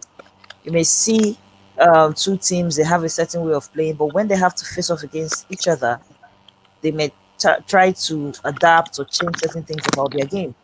I think it was sometime last season that Chelsea played Manchester City, and for the first time in a very long time, a Guardiola side failed to have maximum possession in that game. Like, Chelsea really bulked them in that particular game. This season again as well, in the I think it was in the FA Cup. In the FA Cup, the semi-final under Tuchel. Chelsea also played, and we're used to seeing City getting control and having chances and doing all that. But Chelsea managed to nullify their game and stop them from getting chances and all that. So it's not always down to the way we're used to seeing teams play, and this of course would be a final, so things may be different. To be honest, I'll just say this. To be honest, I wouldn't be surprised if we lose. I never expected us to be honest. I thought we would probably not win the Champions League under Pep.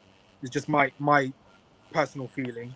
Just probably me. Well, so I'll put that out there. Like, is that the only reason? No, I always thought Pep would overthink it. That's the only reason I thought, and he's proved me wrong. I don't think he'll overthink it. Is fine. I guarantee. Can I question Man City's path to the final? This is it fair for me to question Man City's path to the final? Because that group stage, we've had the tough, obviously really easy. You can't. We've had the top. You had to face Borussia Mönchengladbach. It doesn't matter. No, I can't. Chelsea. No, it doesn't matter. It doesn't matter if you have an easy and City haven't proved enough for me to actually. You can still win it. Remember 2016, Real Madrid. They had My an easy point path is, and they City, won it. City only beat PSG not because of their brilliance, but because of PSG's. So now you're discrediting them. This is true. So I now you're mean, discrediting the them. first leg. Look at the. No, I'm not discrediting. I'm not. I'm just saying I'm not as convinced as I would be with the PSG because even that first leg against PSG, those goals were not supposed to happen. I'm sorry, it was not like City dominated the game. Exactly. So that was fate. Yeah, They but were that's lucky but with that, those goals. but But that's Champions League. You need luck. You need luck. Yeah, I know. So I mean, we don't have get me to- wrong. Don't get me wrong. That's why that's one of the that's probably one of the reasons I believe the Champions League should be reformed. Because I do think like there should be an emphasis on champions. Champions. But that's a separate argument. But at the end of the day, like it's the same thing with every other team. And like, let's be real, Manchester City, like the last 4 seasons, who are they being knocked out by? Last season was it Lyon? The lesser teams. Lesser teams. So exactly. So it wasn't like it was like, oh my goodness, the last 4 seasons are being knocked out by peak Real Madrid, peak Bayern, peak Exactly, X, Y, and Z. They're being knocked out by something. So this is clearly Pep's Red Devil. He's straightforward when he comes up to. That doesn't matter. That just makes it disgraceful. It doesn't pass for being part of the He thinks straightforward when it's an opponent upon his level or maybe slightly above his level. Yeah. So he thinks he doesn't overthink it. When he faces an opponent maybe slightly below his level, I think he overthinks it because No, but it's Leon, like a masterclass. how you mess up against Leon though? That's just I know. It happens. Yeah. I agree with that. I agree with that. Pep has a way of shooting himself in the foot. In Champions League. What I would say though is if Pep doesn't win the Champions League, how do you see Pep? This is a question to speak to Abdullah. Abdullah, sorry. This is the thing. This is the thing. Can I just say something? Yeah, go on. This man is our best manager. First of all. Yes. Yeah. No offense. I don't really care about what rivals say because at the end of the day, I don't. This is the thing. Let me speak. Let me do something. Do you really think these managers really care about what we think? What we think as fans? No. They're at high levels. They've done what they've done. Can we do better than them? No, we can't. This man. No, I'm thinking it more so regarding the because obviously he's got a 2 year. I think he signed a 2-year contract extension. I think. What my guess is in the context of that, like, is this a sort of like a, if he doesn't win the Champions League, something like that, like, is it just going to like right? Okay, at some point, I guess what I'm saying is like. What's the long contract at the bare minimum? He will see out his bare contract, his contract at the bare minimum. First of all, people discredit him too bad. You know how back-to-backs are really difficult. Only United, I think Chelsea have done it. Only United. I don't think Chelsea did it. Chelsea did it. We did it 0506 on that OC. Do you do it 3 times by any chance? No, 2 times back to back. Okay, no, just putting that there. Some people do it. All right, can I? Some people do it 3 times. That's all. But anyway, go on after like you, Abdul. Sorry, you were speaking. He's done back to back. That's never been done by a manager in our history, and probably very little managers do it. Secondly, he done Centurions in his one of his seasons. Then done formidables, domestic treble. Fergie said, I quote, he said, it is physically impossible, near to impossible, to win all 3 domestic trophies. That is your greatest manager, Red Devil. I mean, the greatest manager won a treble. He did win a treble. Let's. I know. All 3 domestic trophies at the bare minimum. He said. So, and I respect Alex Ferguson. I respect Alex Ferguson. He's the greatest manager in the UK. So that needs to be credited. 100 points and then 98 points. I think that needs to be respected. To be honest. Yeah, I would say that Pep's. What about Tuchel? I would say that Pep's 98 point season. 2 different teams to final back to back. And the records we broke. Honestly, what I would say is, I would say that Pep's 98. Why not talk about Tuchel? I respect Tuchel. I respect Tuchel, and I generally believe he could do the quadruple. No, that ain't happening. No reverse psychology whatsoever. No, Tuchel's no. Stop it. Chelsea don't do quadruple. Even I could. It depends on the summer. That's my opinion. That kind of dominance will not exist anymore. I don't think I- Pep I- will do the quadruple, but I think a manager will do it. I think a manager will do it in the Premier League. I agree. I do agree with that did like work. We do like it's obviously takes every season in individual, and I don't like. I think one of the big things as well this season. I don't think people anticipated the collapse that Liverpool, for example, are going to have. Like I don't think people thought the Liverpool were going to collapse as badly as they did in terms of the way they played and so on. So Red Devil, it's- Red Devil, when we were mid-table and you were above us, people were laughing, look at where City are. They're not going to finish top 4. This is their worst season. This is the worst start. Was this? I mean, this season? This season. Sorry. Yeah. Pep's, this is the worst start Pep's ever had to a start of the season. He's about to. He's probably now won. He's now won a double. Which is very. You can belittle the League Cup. At the end of the day, it's still a trophy. At the end of the day, managers value it as a step, as a push on to push on for other Stepping trophies stone. within the season. I don't think managers. I think he needs to be respected, Pep. I really do. I really do. No. I don't think anyone says he needs to be Why respected. does he have to snatch it out of his mouth, man? I don't think it's not disrespected. I don't think know I don't think it's disrespected. I think it's just a. No I one think it's just for a lot disrespects of fans. It's just a did like it's more. It's an expectation. It's like I know people keep banging on about it, but at the end of the day, when you make that it's the same thing when I do a PSG. When I'm like, when you make that investment, like Yeah, it's an expectation that you get that investment back. So it's like so. Obviously, if like say for example, David Moyes takes West Ham to 4th. Like you gotta give props to that because given what he had, the players he had, considering other groups in the thing, you got to say, hey, I respect that Moyes because, or what with Leicester because it's you performed above and beyond what was expected of you. So that's a specific class. I think with Pep, I think the thing that we always have is that it's like no one disregards his achievements. It's just the idea that like, but could this guy, given the back and give the investment, and obviously the reason why he was brought into City in the first place, just win the Champions League. Let's be real, it was to win the Champions League. It wasn't to win Premier League titles for City to win the Champions League. I think specifically, I never heard the club say we brought him in to win the Champions League. There was no specific and guaranteed quote unquote evidence. But that he it's said, an "I'm open bringing him secret. to win the Champions League." He has It's elevated an our open levels. secret. Champions League. No, yeah, It's of an open course. But secret. He has elevated our levels. No. I don't think they got him. They didn't get Did him. Man No, They got him. Yeah, Pep was a definitely. success. Pep was a success. But Man City won the Premier League. before. There's got to, it's not. They didn't say it, but like there's got to, but like the clever thing, and obviously the right thing to be honest, because I don't take anything from that City hierarchy, because at the end of the day, City are a well-run club from top to bottom. It's how it should be. So your ambition, I always say this when it comes to United, Arsenal, all these things when we're talking about clubs, that yes, the manager is part of it, but you also have to look at the structure of how the club is also run.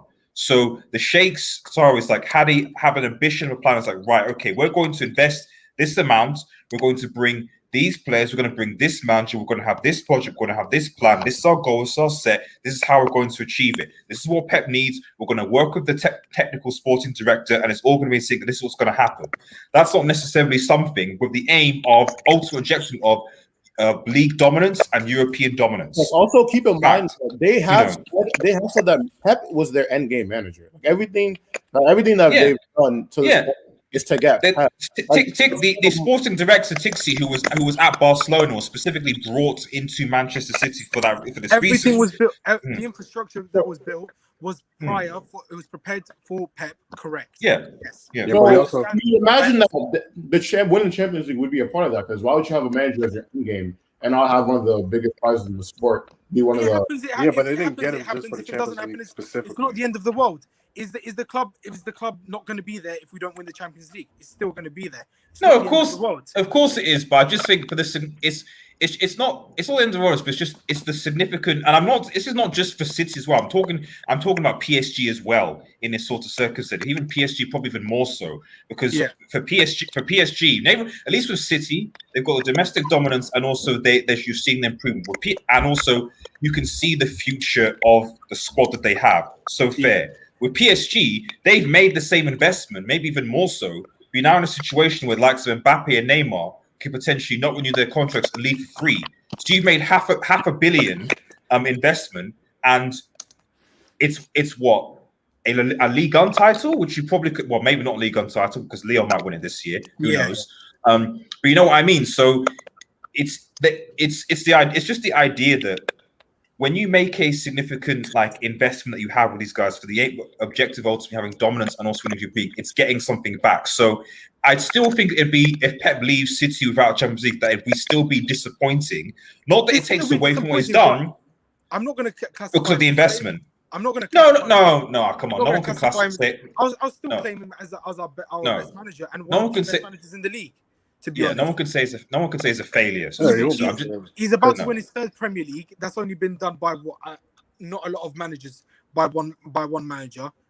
Wenger, Mourinho, and Alex Ferguson has won more than 3, but minimum of 3. So that's still an achievement. The way we are stability FC. To be honest, we don't sack managers left, right, and centre. To be honest. Okay, sorry, it's me. We don't sack managers left, right, and centre. We are patient. We back a manager. We give them time. Head level again. We give them time. That's all that matters. To be honest, you back your manager and give them time and see how things go. You don't just sack managers ruthlessly left, right, and centre. Yeah, but we gotta give props to them. It's still for me. It's still an achievement. We've gotten to the final. It's not. Of course, I'm going to be disappointed if we don't win it, but it's not the end of the world. We can win it. It's not like life moves on from Pep. If he's not going to stay forever. So taking this final draw into consideration, do you guys think? How do you guys think Chelsea and City will take Saturday's game? I mean, I don't know. Abdullah is not here, but I'm just wondering. I don't know if it's too early to ask this question. Do you think? Remember, City can win the title this weekend. Yeah, Chelsea I think for the top 4. I think they'll take it very seriously because City need this one last win to confirm themselves as Premier League champions, and Chelsea obviously need to win the game for their top 4 aspirations. I think we'll have a serious match with both teams take it seriously to actually try to win the game. For me, if it means like in some sort of cynical or weird way, if it means that if we lose this but we win the final, hypothetically, I'm not saying this is going to happen. If we lose and use it as a learning curve and we win the final, I'll take that. But I think I don't know. I'll take a draw. To be honest, this weekend I'll take a draw. It's not. We have other fixtures. I think we've got Crystal Palace and Brighton in the next 3 to 4 fixtures of the league, and then last day of the season we have Everton. So yeah, we should get it wrapped up in the next 2 to 3 games of the league, of course. I share same sentiments. Yes. I rather lose to City in the Premier League than win the Champions League final, because if Chelsea win the Champions League final, we are still qualifying for the Champions League next season. So it's a win-win, just like 2012. We were 6th in the league. Somehow we won the Champions League. And I rather take a 7-0 beating in the Premier League and win the Champions League final. Of course. That's that. I would do this. I would feel wanting the same. I have the same feelings, because then it'll be a learning curve. We'll know what for Chelsea, what they need to improve to win the final, and revert and the opposite direction. If we lose 7-0, hypothetically, then we know what to improve to prepare us for the final. So it's not a big deal, to be honest, because if Chelsea win the Champions League, they qualify for top 4. They qualify for the Champions League next season. So yeah. Isn't that cool though? We get like 2 finals, right? In like 2 weeks or 3 weeks. That's pretty cool. So yeah, it's definitely gonna be interesting. It is. To be honest, it is. It is. Good But finals, can I man. just That's put a fun to question? track. Can I just put it out there with an owner like Abramovich and his impatience? Like, no disrespect, he is impatient. You can agree or disagree. It's fine. I'll respect it either way. Do you think Tuchel will stay there long haul? Because he won't. Okay, he will dominate, but he won't dominate like. Can I answer that question? Yeah, answer it. Yeah. Okay, so I think the old Roman and the new Roman I think there is a slight change of mentality, and here's why. Roman actually wanted to keep Lampard, right? That's why he made Samuel, that sizable investment. Samuel, There is, sorry to cut you off. Can I just ask you a question? Are you a Chelsea fan, by the way? yeah, I'm a Chelsea fan. Oh, Yes, all right, yes. all right. Yeah, I just wanted to check. Okay, yeah. So Roman, yes, he is notorious for sacking and seeking quick success, but obviously that model hasn't worked in recent years, or not to the effect that he would want. So you could see with Lampard, he made a sizable investment. He wanted to do something long term with Lampard, but that didn't work. But as soon as Lampard was sacked, we got an influx of rival fans and. But I think there's a clear change in mentality, and hopefully he can prove that with Tuchel, right? And give him his long-term contract, give him his time, give him his players. Because Roman, I'm pretty sure we're gonna have a big summer, right? He's gonna sign marquee players, get the players Yeah, Tuchel correct. needs for. I think you. No offense, I don't think Haaland will move. No way. Yeah, it's okay. It's okay. I reckon you will get Sancho. Any conversations that you mentioned with, if it means between United and Chelsea, I think the player will go to Chelsea. My point was we will make the move for marquee players. There's the intent, and there's the ambition. And Roman will get the players Tuchel says he needs. If Tuchel says I want this player, Roman will say okay, and he will try. There's a complete difference. If Roman didn't want a long-term project, Roman is not going to invest 220 million into Lampard's project. There is a changing mentality. Yes. Yeah, to that question though, I want to add something that the thing is that when Roman makes investment, he's not particularly making it for the coach, it's making it for the club. That's one thing. Another thing with Tuchel is that he will have to maintain a standard. You see, like the standard Guardiola has at City, that even though they're not going for a title charge, they're still comfortably at second position most of the seasons. That level has to be there. If Tuchel is flirting with fifth position, he will get sacked. That's for sure. If he's flirting with sixth, seventh, he will get sacked. True that. But if he maintains a high level and there's still that, Chelsea are a force and we're not losing, we're not like We get dropping down the sacked table. immediately. Yeah, exactly. So there's a standard with Roman. If you can keep that standard, and I think that standard is with every top club. If you don't want to be like an Arsenal, you have to keep that standard that, okay, we're not going below this. And I think the lowest would be top 4. And even that top 4, if he continues only at top 4 for like 2-3 seasons, he might get sacked because there will be a point, and that's one thing with Oli too. There will be a point where you want the coach to actually go for a title charge. So all this thing at the end, you have to look at it like there's always context between it. But I think Guardiola is the best example for that. Guardiola has been able to maintain a standard at City, and I think Tuchel will have to do the same to really keep that job. Yeah, but Sam, we also have to give credit to the Man City board because they always back him and give him the players he needs to be successful. They're well run, Because I mean, at the end of the day, if you have a world class manager, you give him the players he wants. Usually, you get good results. Like. Yeah, but Chelsea to actually give Yeah, managers what they so want. here's the difference. One to answer your question too. A lot is that if you look at Chelsea pre-2012 UCL and the Chelsea post that, the Chelsea post have never been as ruthless as the Chelsea before 2012. If you guys have noticed, like I brought this up before, like the Roman before 2012 sacked Ancelotti for second. The Roman before 2012 was hungry for that Champions League, and he would constantly bring in constant world beaters like Michael Ballack and Nick Sanelka to replenish the squad, even when the squad was doing fine. Roman doesn't really do that anymore, and obviously that's because he's gotten the Holy Grail he's been looking for, the Champions League. And honestly, I think Man City, if you guys win the Champions League this season after Guardiola leaves, you guys might experience the same thing. To be honest, yeah, no one could ever outperform what Pep has done if they come to City.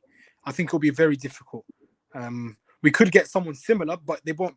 There's no guarantee they will replicate identically what he has achieved. Remember to train with all the backing and the support he's gotten. Say that again, sorry? I said, remember to throw in all the backing and the support he has gotten in the market. If the Yeah. person is good, has no support. The only thing that I can, and you'll be like, why are you being critical of your board?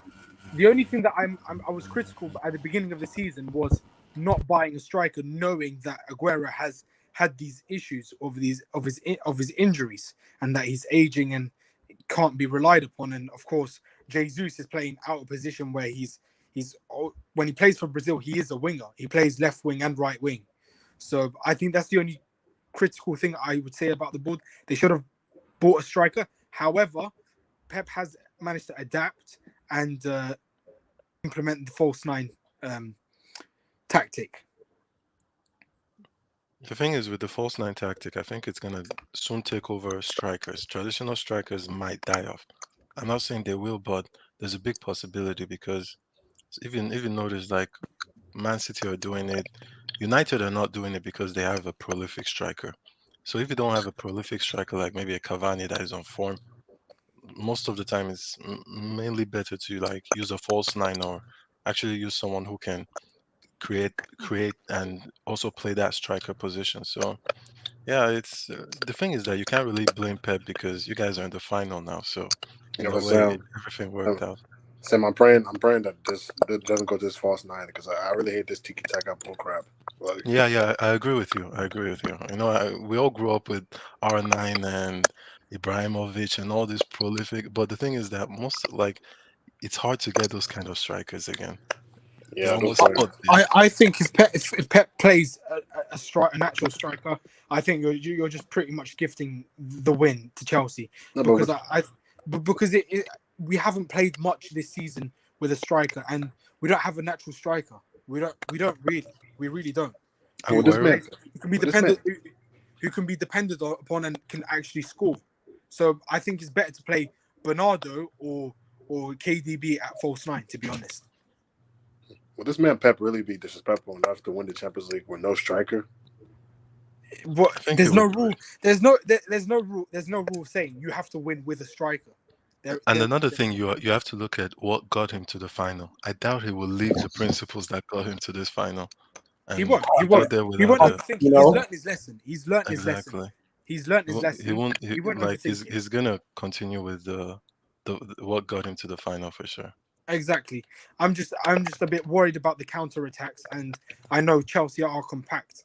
Because Chelsea actually count, because you see Chelsea and Man U's counter attacks give you problem because the players don't hold on to the ball for long. Just one touch and go. Correct.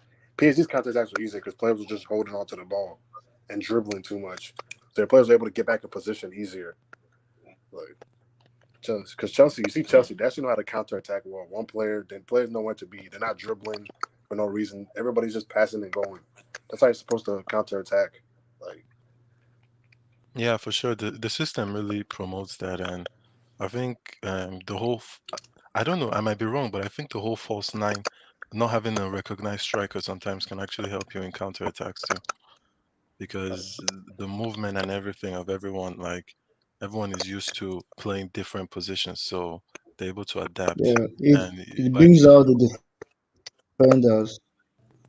Yes, because even you see that Mason Mount's goal. Mason Mount was basically the striker in that position. He was occupying that number 9 position, and Pulisic was on the right, I think. So yeah, it really helps, and yeah, for sure.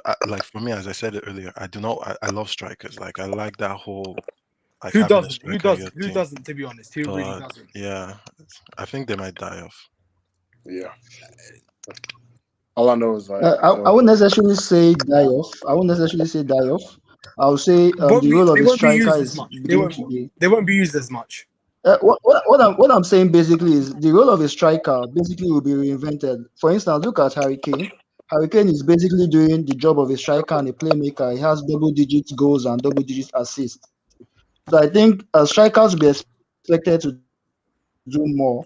If you are not scoring goals, I think strikers will be expected to create as well. Exactly, like a Firmino. Strikers who, what depending on the Firmino body does. build of the striker, depending on the style of the striker, Mayfield does a little bit of So back in the day, the striker was was just stay in the box, be a goal poacher, that. But now strikers are expected to do more. So I won't say the role of a striker is going to die. No, I'm saying the role of a striker is going to be, if not invented. We may not be seeing the kind of Diego Costa like, Didier Drogba like kind of striker, but the striker role will be that there's additional stuff to their game, e.g., playmaking. That's what I think. Yeah, true. A good example is Firmino, actually, because Firmino might not score that much, but when Liverpool were at their best, Firmino was very integral to that team. And the And thing is, even Firmino's actually a cam. He's not even a striker. no, but in their like when I you look know, at but I mean, like yeah, he's not a he was never been an Yeah, and out and out striker. Guys, when he yeah, was yeah. at Hoffenheim, he I was think Harry Kane should be Because if you better even case look at study. today's game, look at the goal Better case scorers. It was study Timo for me. Werner and this guy Mason Mount, who were playing as inside forwards. So the inside forwards or the wingers are becoming more of that lethal goal scorers in the teams. Yeah, and I like It's funny how this year everybody was saying the Premier League teams are so boring. Like, and now all the Premier League teams are succeeding in Europe. Everybody was saying Premier League is so boring, 0-0 all the time. Like, all the games are so boring. Like, this has been a weird year. All the agendas are on this year. To be fair,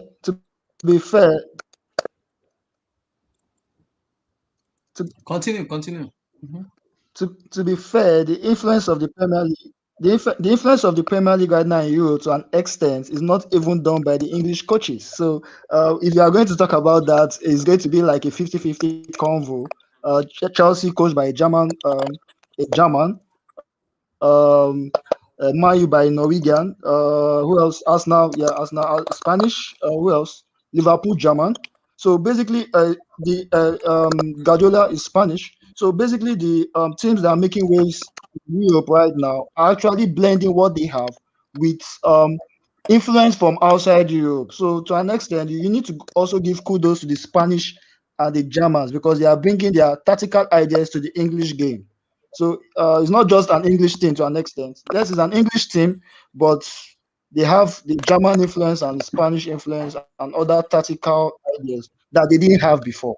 So I think we need to give kudos to the other parts of Europe as well. Yeah, that's true. My thing is just that I agree with you 100%. It's just that nobody made that argument when other leagues were succeeding. They never said, it's other coaches that are coming in and putting their own ideas. They just gave credit to that league. I agree totally.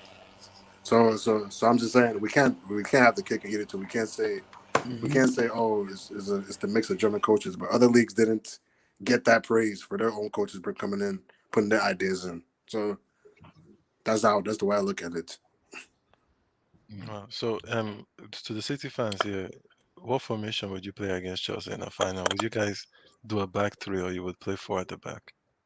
Four at the back, 100%. Why would you play 3 at the back? I think that's just that would be stupid. That would be stupid. If City goes back 3, that's He won't. Wait, but can I give you a scenario? Because we beat you guys in the FA Cup, and then if we beat you guys this week, do you think Pep might get confused and then think in the final, you know what, I might have to play? You know what? I trust Pep. I trust Pep. He's learned enough. He's been at the club long enough. He knows these players inside out. We have the experience. We know we've been through the Champions League and it's ups and downs. I trust the players and the team to try their best and give it their all at the end of the day. I didn't expect us to win the league this season, so I give them a lot of credit, to be honest. No, you guys have to. You have to for sure. He's a great coach. He's our greatest manager, one of the greatest managers to ever be in the Premier League, and I think people need to now give him his props. Whether you do it or not, that's your choice. It's totally up to you guys. Oh yeah, he deserves his props for sure. I don't think anybody here. I think everybody here respects Guardiola. I think for sure. I think everybody here respects Guardiola. Like, it's not like I don't want. If any one of us has, it's not like I don't want him to win the Champions League. I'm just trying to be realistic. At the same time, I don't want to get my hopes up and just get all giddy and to say, "Oh, we are winning the Champions League," because I've seen Chelsea fans all across other channels, such as the Football Terrace, saying, "Oh, we are winning the Champions League, guaranteed." Flipping City are getting ripped open, but I think people are just getting carried away. You need to be a bit logical. I think it will be a close game. However, I reckon the advantage will be on Chelsea's side. I hope you're not playing reverse psychology, but No. Have we ever talked about this? Guys, Abdullah is a fellow Muslim brother. I swear to God, I'm telling you, I'm being honest. I hardly swear in the name of God, but I'm being honest. I am nervous. Because I think I've said the same thing when we did that preview. He said Chelsea's gonna win 2-0. He said it. Because you don't concede. So you can't really judge. You don't concede, and we struggle to finish our chances. That's the thing. But it's a final. It's a final. It's a one-off. Anything. It's a one-off. Exactly. I hope I'm wrong. And you know what you need to think about too is that these two teams right here. People might say Chelsea won the Champions League, but let's be real. Which of those players in 2012 are playing right now? So both teams are really new to this. By the way. No, Aspie came the season after. No, Aspie came the season No, after. Aspie came a year later. Yeah, he never won the Champions League. He came in a year later. Exactly. So none of these players in this team have actually experienced. They are as hungry as the Man City players. Yeah, not even hungry. They have nerves. I mean, Thiago Silva has experience in the final. But they have Pep as their board member. They have not Pep. I'm sorry, Czech. That's what I meant. They have Czech. He's the one who has the experience, and he can have a team talk and pep talk to the players and tell them what it means. But you guys have Pep Guardiola, who has won it twice or 3 times. Plus, I think it's a double advantage for Chelsea. To be honest, they've been there before. The club inside out have been there before. Secondly, they have a board member in Czech. Secondly, they've got Tuchel, who's been to a final last season. So I think the advantage weighs heavily on Chelsea's side, to be honest. How many finals has Guardiola lost? Champions League finals? He hasn't lost the Champions League final. I think you're just being nice. Yeah, I think you're really just being nice. No, Guardiola never lost a final. Guardiola has only lost one final in the 15 finals he's played his entire career. Or either that, or basically.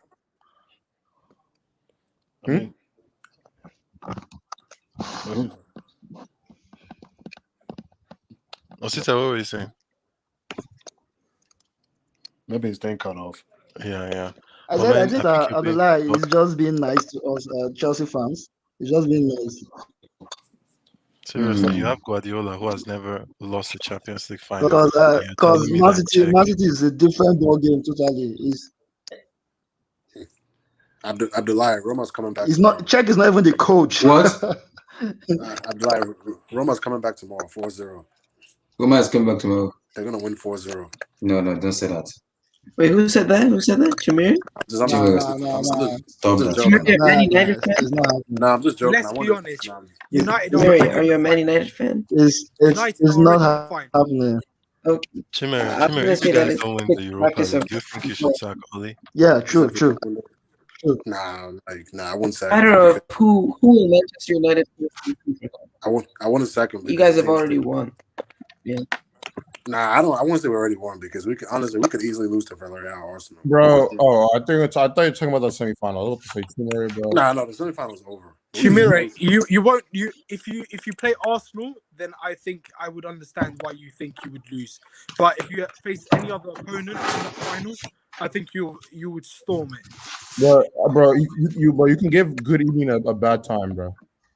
Dude, the thing is, Villarreal.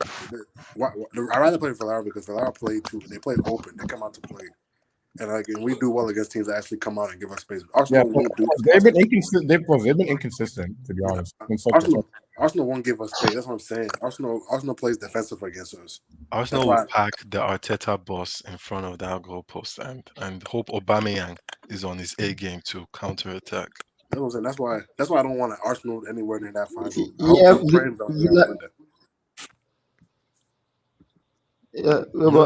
I personally I see Arsenal in the final. I see Arsenal in the I don't final. know. Yeah, because I was mad because Villarreal messed up. You had 10 men. How did you allow Arsenal to score with 10 men? Like, That's the thing. That's why I feel United would destroy them. I'm actually looking at a lubrication if they meet United in the final. I think United will just run over them and I'm show. rooting. I'm rooting for Arsenal in the final. man, I hope I don't want Arsenal near that final. Actually, I couldn't really care less, but if I would choose I just, between I just, Arsenal I and just have United, this feeling I would Arsenal to choose the final. United. They may not win But it. who In would you short, choose to win it? in short, they won't win it, but they might get to the finals. No, I can't But watch. who would you choose? Who would you choose to win it? United or Arsenal? I mean, yeah, United or Arsenal. I prefer United to win it, man. Just because Honestly, yeah, I prefer Man United to win because I need Chelsea to catch up to Arsenal in terms of trophies. So Chelsea can just be a bigger team than Arsenal. But I need us to win. I need us to win it early, just so people can stop with the all agenda, the social agenda. Like they can drop it just for 1 year, you know. Because like we got to give him a little bit of credit. Because people, I think just because he's not like the first name that comes off people's tongue, they just say he's trash. But let's be honest, like with the team he has, he's done a good job. Like he's done a good job. I fear the team he has. that I fear that he will not be the one to take United to the heights that you guys are expected to achieve. Bro, with that, Maybe- with the Glazers, bro, they're never reaching their heights. I'm saying, but we don't know if he's the one. We don't know if he's the one. Premier League winners. I don't see it happening. We don't know. As long as the Glazers are there, bro, they're never reaching their height. That was I can't say that though, because even with the Glazers, we won 5 Premier League titles. Yeah, but you won that because you guys were already good. The Glazers is a structure. It's a structure. It's how you You guys are already good. Honestly, I'm gonna be very honest with you, bro. If Man United pre like 05, like pre like 08, like 09, like before you guys sold Ronaldo, shits on the Man United team is like accurate, bro. And honestly, the fact that Man United even won league titles after like Ronaldo left is more of an indictment on the Premier League than a pro in Man United, because some of those teams, man, were just. But can we argue that the Premier League is more competitive right now than it was like? Nah, I wouldn't say that. Really? Because The Premier League has always been competitive. I mean, I don't buy that. I don't buy that school of thought. I don't buy that school of thought. So this season, Man City ran away with it. Last season, Liverpool ran away with it. The season prior, it was a close race between Liverpool and Man City. The season before that, Man City ran away with it. And the season before that, Chelsea ran away with it. And the season before that, Leicester won it. And then the season before that, Chelsea being competitive. Let's define being competitive. You can talk about being competitive in different contexts. Are you talking about being competitive in the context that we have 4 or 5 teams going for the title, just like the Spanish league is right now? Are you talking about that, or the fact that Leicester can win the league this season, Chelsea can win the next season, Manchester United can win not, for instance, the French league where PSG will win 6-7 years in a row, or Juve won in Italy? That's what I'm talking about. Like Liverpool won last season, and look at now. That's what I'm talking about. The Premier League has always been competitive. You can't see a team winning the league 5 times. What I would say to that I'm saying, the problem is if you only look at the you only look at the winners of the each winner, but you don't look at the context of how they won it, then you lose the context of the season as a whole. Like, let me put this for example, right?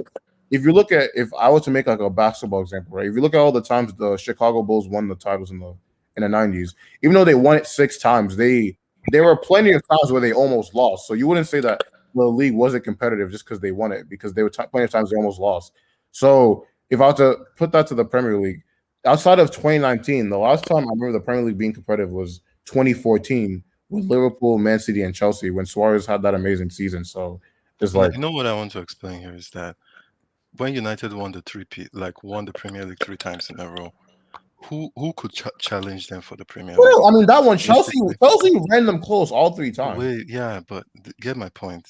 I know Chelsea can. I know Arsenal can. Chelsea gave them a run for their money. Yes, but Chelsea just gave understand them a run for their money. That's trying to say nonsense. is that, yeah, but understand what I'm trying to say is that when United won it that time, it was only Chelsea, Arsenal, and Liverpool. Now you have City. Now you have Tottenham. I know people say Tottenham is shit and all that, but at the beginning of the season, people were thinking Tottenham could do it, and Tottenham have a good squad that they might. You have Leicester, Yeah, so I feel that there are more teams that actually is just quite alright. They're not pushing for the title, but the What I will say, quality in Sam. those teams is could actually push for a title. Okay, what I'll say to that, Sam, is that as Liverpool, like pretty much after 09, before 2017, Liverpool weren't really doing shit outside of 2014. So as Man City came in, they kind of replaced Liverpool. And the thing is, honestly, outside of that second year with Pochettino, that 2017 year, Tottenham have never really had a title challenge, to be honest. So, No, I but don't the know. squad of Tottenham, how bad is the squad of No, like can I ask this question? Can I ask this question? Is there any? Can I ask this question? Is there any league in Europe that can claim they have a top six? Is there any league in Europe? I would say that the La Liga, the top four, is pretty set. Usually, But there's no top six. You know the top four is this already Italian? set. Like, Italian could I maybe said top I said four. top six. I mean, I Italy said could. Serie A could do that. Serie A, I'll disagree. I'll disagree. I'll disagree. I'll disagree with the Italian example. You know why I disagree? You know why I disagree? I disagree because, for instance, let's look at the top six in the Premier League. For instance, you have Man City, you have Chelsea, and all that. Is in the final. Man City in the final of the Champions League. Arsenal was in the final of the Europa League in 2018. Tottenham was in the final of the Champions League in what year was that? 2018 as well. Yeah. Yeah, but I mean, Everybody in the top six are competitive in Europe. Every team in the Premier League, the past 5 years, every team in the top six in the Premier League has been competitive in Europe to an extent. Even Arsenal, that everybody is saying has been crap. Now look at Arsenal is going for the finals again in the Europa League. Now that's the top six of the Premier League. Now, how do you relate that to other teams? Where's AS Roma, for instance? Who else? Where's Napoli? Juve have made 2 Champions League finals, and Inter made the Europa League final last year. And I mean, wait, SK, what is Atalanta were also good in the Champions League. Let's not forget that. what are you gonna say, Chimere? Well, SK, I'm just trying to like, what are you arguing exactly? Because I want to know what the basis of the conversation. Because I'm kind of So we were talking about how competitive the Premier League is now compared to how it was. And my argument is saying, talking about being competitive. You have 3 different contexts. The top 4 or the top 5, is it that they have a race to the finish, just like the Spanish league right now, or is it the context where a team wins 5-6 seasons back to back, something like that, or is it the context that the top 4 or the top 5 or the top 6 are being competed in Europe? So let's choose the context we are talking about, because I'm looking at it from 3 different angles, and when I look at the 3 different angles, to an extent, the Premier League has been pretty much competitive. That's a good point.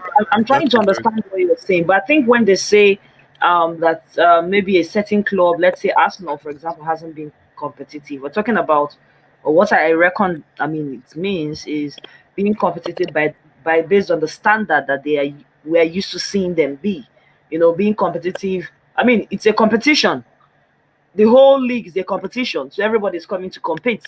But the point is, they're not being competitive. They're not competing with other top clubs. I mean, they're not they're not running the same race, in the sense that while other top clubs are running the race for maybe the top 4 winning the league, they are running the race of maybe being in the top half. So in that sense, they're not being competitive enough. Let me not bite my tongue. They're not being competitive enough as much as they should. I think that's what I understand by when people say maybe a team or a league is not being competitive. If you talk about let's say La Liga now, La Liga not being competitive, it means that there are not enough teams, or there are not much teams that are competing with maybe 1 or 2 teams for maybe the league title. It's just a one-horse race like you have in the Ligue 1 in French league. You know, it's not competitive. It's we all know it's a competition,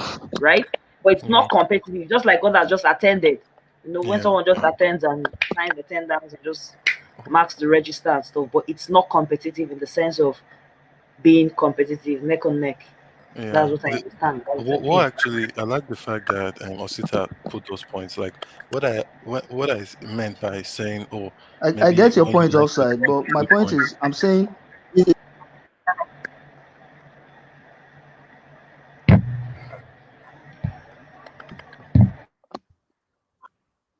Yeah, man, talk. Talk, can hear you. I think his mic cut off again. Yeah. So wait, Sam, what are you gonna say, bro? Yeah, I was just trying to say that the quality of players in the Premier League, I do feel that the top 6 or top 7 even now, it's really spread around all those teams that maybe before in Oh, 2009. I mean, okay. In that context, I'll give Yes, that. that's what I mean when I say like it's a little bit harder now, and I feel that's what made the Premier League even better and making all those Mhm. teams overachieve in Europe and all that, because the quality is spread, and the fact that all these Premier League teams like Aston Villa or West Ham will say, you know what, if you don't give us 100 million, we're not going to sell Declan Rice or we're not going to sell Grealish and all these guys, and they can keep them. Back in 08, 09, all those players would have gone to the top 4 straight up. Like Mhm. you remember, like the Ashley Youngs and even the Henderson, like all those young boys, they wouldn't stay as long as they're staying right now in this club. So it makes the league a little bit harder and just more competition, bro. Guys, the Spanish players are going in on harder a lot. Why are they going on? They want to stay in the sun. You see the guy's expression after the They should game. return it back. They were mad Hazard at is him. the agent of all time. No, Respect honestly, I think They should bring it back to Chelsea. Honestly, I think we're being incredibly unfair to Hazard because Hazard has stated that he's always viewed football as a hobby, like it's something he loves to do. He doesn't view it as a job, and he's said this plenty of times. So it's not like Real Madrid did not know this when they were buying him as a player. That's he's just a scapegoat, bro. Yeah, exactly. Like You know they're that's what Real Madrid like they're is trying to about. take the fact that Zidane bricked it today. In terms Oh, of these people just put that another is on the transfer market to do for what? Who wants to buy him? Kaiser Chiefs. Look, I support Kaiser Chiefs. Nah, come on, somebody will I buy mean, him. Kaiser Somebody will buy Chiefs. him. You know, South African football, I like it because it's show off football. Like but it's mindset football. So, but yeah. realistically, But let's be honest though, Hazard left, but let's be honest, like Hazard The left, guy's but I mean, come on, like he stayed loyal to Chelsea throughout. He had other clubs, but I mean, he left to go to Real Madrid. Like, I mean, Timur, can't be mad at him. No, you're acting like Chelsea were Tottenham when he was there. They were Chelsea. I'm saying, but bro, Cristiano left Man U when they're at top to go to Real Madrid. Like, you know what I'm saying? It's Real Madrid at the end of the day. Like, yeah, I mean that's fair, but the difference is that one, Ronaldo didn't stay as long as Hazard did. Two, but he left. Ronaldo, the best team in the world. Ronaldo achieved. We don't need him back. He's doing the job for us. He's the greatest double agent of all time. My guy went to Madrid, cashed $160 million for us. We're rebuilding our team, and now double agent, smiling after we win it. It was all a plan to win the Champions League, man. We have a double agent in Madrid. Another thing, We're cool. We're cool. This was they were scapegoating Hazard because let's be real, who was good in this Madrid team? No, it's because the guy is just such a lighthearted person. Like the way he was after the game, celebrate, like talking to his former teammates. That people will scapegoat, right? He's a carefree guy. I like that. But that's what Barcelona and Madrid. That's what they do. He's a carefree guy. But Madrid and Barcelona, they do that. They pick certain players and they scapegoat them. Like this guy for Barcelona, like Griezmann, Griezmann, Coutinho, Lenglet, people like that just scapegoat them. And other people, even when the whole team is playing bad, they just pick certain players and they just pick on them. That's what they do. Exactly. Luka Modric had his fair share. Yeah, should I share the rant? We don't even have to understand Spanish. Just look at the guy's face, and it's just gold. Honestly, it's beautiful. Guys, it's a celebrating moment. We just have to celebrate. I'm just happy, though. I'm happy. I'm justified. You saw what they did to Kante's car. They didn't want the guy to leave the pitch, man. Nah, but for sure, people should just let Hazard be. He lost the game. The whole team was poor. Or I wouldn't even say they were poor, but the opposition of Chelsea were just the better team in all sense. Even the ball recovery, the intensity, the second balls, everything. Speak. I think it's time to replace that. Yeah. I think it's time to replace for Real Madrid to move on to the next level. I think it's time to replace that midfield player of Luka Modric Kroos, and Casemiro. I think they have done their time. They are way past their prime right now because we totally bossed them in midfield. That's where the issues Real Madrid had. That's just in the first leg and the second leg. Several times Mason Mount went past Modric like he wasn't even there. You get not as if these class guys aren't world class players, but How old is they are that? way past their prime right now. Let's I'm glad you said say that. that. I'm glad you said that because before the game, everybody was acting like Madrid's midfield was impossible to control. Like everybody, big pre. And I'm just like Madrid's midfield is on the decline. Like, because you look, like Liverpool game isn't a good example because Liverpool just played right into their hands the way they played. Like this, what this Madrid team is missing though the most is a cutting edge. They don't have a player up front that's like a cutting edge. Vinicius doesn't have the end product yet. He has the potential, but he's not. He also doesn't have the off-ball movement. I'm saying they need like a player that has some cutting edge, a player that's like an Mbappe kind of guy. You know what I mean? Like somebody like that. They need somebody that's they have good. They control the ball well, but they have nobody that can just take the ball and just do something. You're like, But Chimere, though, for you to have that, I think they need a better midfield for sure. And then the over-reliance on Benzema. The over-reliance on Benzema is just so much. Even then, the over-reliance on Benzema and then. Also, I think they also need a number 10, to be honest, too. They need a number 10. So I have a question for you guys. So isn't Chelsea the more intriguing project compared to a Real Madrid? I would say Real Madrid are an institution. You can never. It's always going to be Real Madrid, dude, because of the name. It's just that's just how it's going to be, dude. Because Real Madrid, they could be. Because look at when Cristiano left to go to Real Madrid. Surely Chelsea and Man City are much more intriguing. No, but dude, you got to like Samuel. When Ronaldo went to Real Madrid, Real Madrid weren't even doing shit. Yeah, they weren't good at all. Won a Champions League for like 7 years. Maybe not really made a final and won the year before. Like they were like arguably the second or third best team in the world. Exactly. And he still left. And if Cristiano stayed, we probably would have went to the third final in a row, most likely. Exactly. So Madrid always have that heritage, but it's good that Chelsea actually knocked them out, and I think these other teams have to build up their own props because it's possible to for this newer generation. But I just saw the tweet from Hazard where he says, "I'm going to join the Champions League winners in 2012, man." And hopefully Haaland can do that for Chelsea. If Chelsea wins the Champions League, Haaland should do that. Exactly. No, but I think, do you hear the name I was saying in the when we were waiting the match? Because I don't think Chelsea really wanted to go for Haaland. I don't think the Borussia Dortmund are willing to sell because Dortmund wants to win the Bundesliga next season. So I think that's the reason they go for Marco Reus, the Mönchengladbach manager. Yeah. And I think the only player they can sell in this is Jadon Sancho. I don't think they're gonna sell Haaland. I don't think so. I heard a report that you guys were interested in Pjanic, Miralem Pjanic. Miralem Pjanic. Honestly, if Chelsea can get a midfield, I want to get Aouar, bro. What are we doing with him? So based on the athletic Chelsea already line up three. No, based on the athletic, the Chelsea already line up 3 signings for the summer: Marquinhos of PSG, Romelu Lukaku, and Jadon Sancho. Wait, Abdullah, can I just ask SK something? Mm-hmm. So SK said Aouar, right? Look, I was also interested in Aouar, but I think that Mason Mount, with a bit more timing with his passes, can surpass Aouar. I think he already has, because Aouar is really good at dribbling, and so I know I'm not gonna make fun of Mason Mount anymore, but see the thing Aouar that Mason Mount just doesn't have the sauce, bro.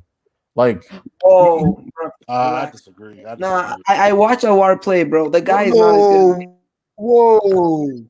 No. Nah, Mason Mount got some. Are we going back to the Mason Mount? I'm not saying Mason Mount's not good. Are we going back to the Mason Mount slander? No, I'm not. Are we going back to the Mason Mount slander? Learn, guys. Surely. We're just joking, man. We're just joking. I'm not. Some respect on that name. He doesn't have like sauce. Mason Mount. As a matter of fact,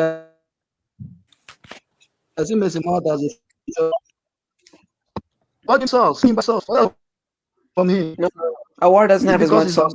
I like Mason Mount because I play football too. He's my kind of player. He does the basics of the game. That's the first thing you need to do. Yeah. I don't even think so. I don't think so. No. Mount is Aouar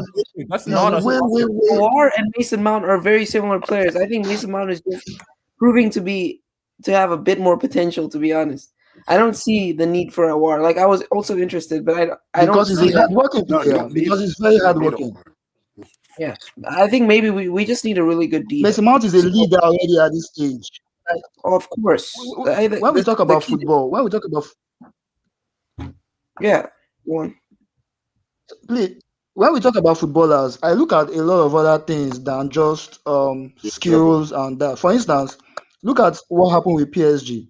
Okay, a player like Neymar. I look at personality as well. I choose to an extent. I choose personality and being hardworking over your level of skills because those are the things that win you game. That hunger in you, because you can be a very talented footballer, but you don't have that personality. You don't have that hunger.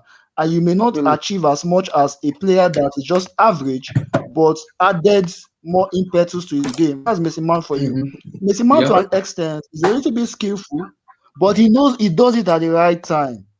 Mason Mount doesn't do 10 dribbles in a game. That's not the kind of player he is. Mason Mount is all about look at the goal score today. Look at the goal score today. He also made a chance. Mason Mount's mentality in a player like Callum Hudson-Odoi, and Hudson-Odoi is next level. Exactly, dude. I like what Asita said. He hit it right on Okay, yeah, that's a very good comparison. Hudson-Odoi is more talented than Mason Mount. Much more. But who would you like to captain your team between both of them? Mason Mount. Who would you like to be your captain? Mason Mount, man. Personality. That's what coaches look for in players. Yes, being skillful is awesome. Like, can you believe you just said Mason Mount to be our captain? Can you just believe it? I just said that. I just said that. Mason Mount will be a future Chelsea captain. Take that to the bank any day. Mason Mount will be a future. I said it first. Guys, let's speak about somebody who haven't spoken about. Kai Havertz. Please give me your take on Kai Havertz. Sam, SK. No, what's the potential? I'm eating right now, so give me time. Okay. I'll go. Chimere, as a rival watching the match, your take on Kai Havertz. Because for me, in that Chelsea signing, he has been the player I've often left in Chelsea. And when people were coming, it was a flop. I was like, I'm sitting there and back. I'm giving my hope for him because he will come good. And I'm not even surprised that he's showing his ability as a player now. Kai Havertz. First of all, let me just I completely agree with what Asita said about skill and whatnot. You know, personality and IQ are the most important things, not dribble, not skill. In any sport you play, not just football, any sports. But as far as effective, you know, you got to be effective. That's the end. You have to have end product. That's the reality of any sport. But as far as Kai Havertz, he's improved a lot. You know, that's the thing with young players. Like we have to let them. We have to give them. He hit the post twice today. Yeah, no, he played well though. He played well. He got himself in a good position. But at the same time, I mean, he's not at the same time, like, you know what I'm saying? He's a younger player, you know. I feel like we as people, when young players are struggling to begin, we need to give them some time. He's still growing, you know. He's not, you know, that's the thing with young players usually aren't consistent. You know, they might be good one day, they're bad the next day, just because they're still young. You know, how old is he? 21? 21, yeah. Yeah, he's still young. Like, he's still pretty much a kid still. So, I mean, he's playing well as long as he keeps growing. You know, I think Tuchel's the right guy to get the best out of him. Yeah. I think he's the right guy to get the best out of him. Because Tuchel remember Ousmane Dembele? Yeah. That was his best season ever. Ousmane Dembele even said in his press that if Tuchel was in Dortmund, it would not have been Dortmund. That because Tuchel wasn't there, that was the reason in there. And I understand people say they don't want Jadon Sancho, but I think Tuchel wants to play more of a offensive game. So it want more of an inside forward, someone like Jadon Sancho that will improve him more. I don't see us buying a striker in coming season. If we're gonna buy a striker, I don't think we're gonna buy a more physical striker. It's gonna be someone like maybe Lukaku or Harry Kane. And even if we don't want to buy a striker, I think Kai Havertz could do the job of the striker. But we just need a player like Jadon Sancho who can create the chances for him to score the goal. Who is more skillful and can dribble very well. I'd lie because if you guys win the Champions League, you might get Harry Kane. What? Because he might look at it and say, that's a team that I can win trophies with. He might change his opinion. He might change his opinion because look at it. If he wins because look at how Hazard joined Chelsea because they won the Champions League. I'm sure he was going somewhere else before. Yeah, it was going to Man City. But Chelsea won the Champions League, tipped the scale. So like I think Chelsea, if you guys win the Champions League, you guys might get a lot of players that you weren't going to get before. Yep. Because they're saying Chelsea, wow. They That could change Haaland's opinion. It could change Haaland a little bit. Oh, yeah. It could change his opinion because you put Haaland in this team. Haaland in this team, Chelsea will be. Chelsea could challenge. Chelsea will be ruthless. They could challenge Man City Ruthless, because ruthless. Chelsea had 32% possession. They created. They created. Do you know how many? Go and watch my watch along. Abdullahi, Hypertension almost killed me when I was in Chelsea match. Chelsea were expected to win 5.8 goals to 1.2 Real Madrid on aggregate. That's how much chances we created. With 32% possession. They had 15 shots. 32%. Like I'm saying, this Chelsea team, man, this Chelsea team is organized. Like you guys have the right mix of blend. You guys have the right blend of youth and experience. Like I feel like I don't really feel like you guys need another second player though. I feel like just a striker. You don't need another striker. Yeah. You don't need another attacking midfielder. I think you guys have enough. Let's get this straight. Not just a striker, a goal poacher. That's what we need because Haaland, if we say striker, we have basically someone like someone like a goal poacher. Yeah, somebody similar to Cavani. Someone that can give us tappings. I don't need a striker that can shoot from outside 18 and stuff like that. I just need a striker that is a fox in the box, the D Costa kind of guy. That got you true. That disturbs that does a nuisance to defenders. That's what I want. Maybe someone like Haaland or Harry Kane or maybe Romelu. I don't think Romelu Lukaku will live in time. Harry Kane's not a poacher though. No. I don't see Lukaku living in time. For the fact that he won this year, I don't see Harry Kane. No, I'm saying, but if you can get somebody like what's his face? What's that guy? If you can get somebody like if you get somebody, I'm telling you, you might laugh, but if you can get somebody like a Cardi on loan, it would help a lot. Surprised. Just on loan. Who? My friend, what are you saying? Cardi? Yeah, if you can get somebody like a Cardi on loan for the season, it would help. That's solid. Icardi? Damn. Yeah. No. That's harsh, bro. That's harsh. Bro, you said you wish that. I rather take Moise Kean from PSG than Icardi. No, I'm saying you gotta look at the way PSG is playing though. You gotta look at the way kind of striker Cavani Icardi is. He's a pure. You give him a chance in the penalty box, he finishes it. PSG don't pass the ball, and the chances he was open, they weren't passing on the ball. Oh, my bad. I was going to ask that before. Oh, okay, my bad. Sentiment. Imagine Hazard went to Arsenal, guys. I don't even imagine that. This Nottingham Forest fans, wow. What's up, man? I agree. I'm putting my head up. I agree. Hey, Nottingham Forest fan, what's up, man? Wow, man, that's deep. But anyway, that's deep. Wow, you can't do that to us. That's harsh. So, based on the reports you guys are hearing, do you guys think Romelu Lukaku will leave in time? And I don't know. He's not leaving. The guy's happy. Why would he want to? Why would he leave? He's winning. No. He's not going anywhere. He's scoring. There's no reason to leave. I think Harry Kane is not going anywhere. Could do some serious things. Maybe Harry Kane could leave. I know, but do you guys think he's gonna leave for Chelsea because of the rivalry? I don't think so. It depends on Harry Kane, though. If Harry Kane says I want to go to Chelsea, Harry Kane, he'll go. Yeah, it's all about the money. It's all about the money. It's not about the money. It's not about the money. It's about Daniel Levy. No, not even that. If you guys pay, that's what I'm saying. That's what I'm saying. It's all about the money. That's what I'm saying. It's all about the money. That's what I'm saying. So when you talk about Daniel Levy, it's all about the money.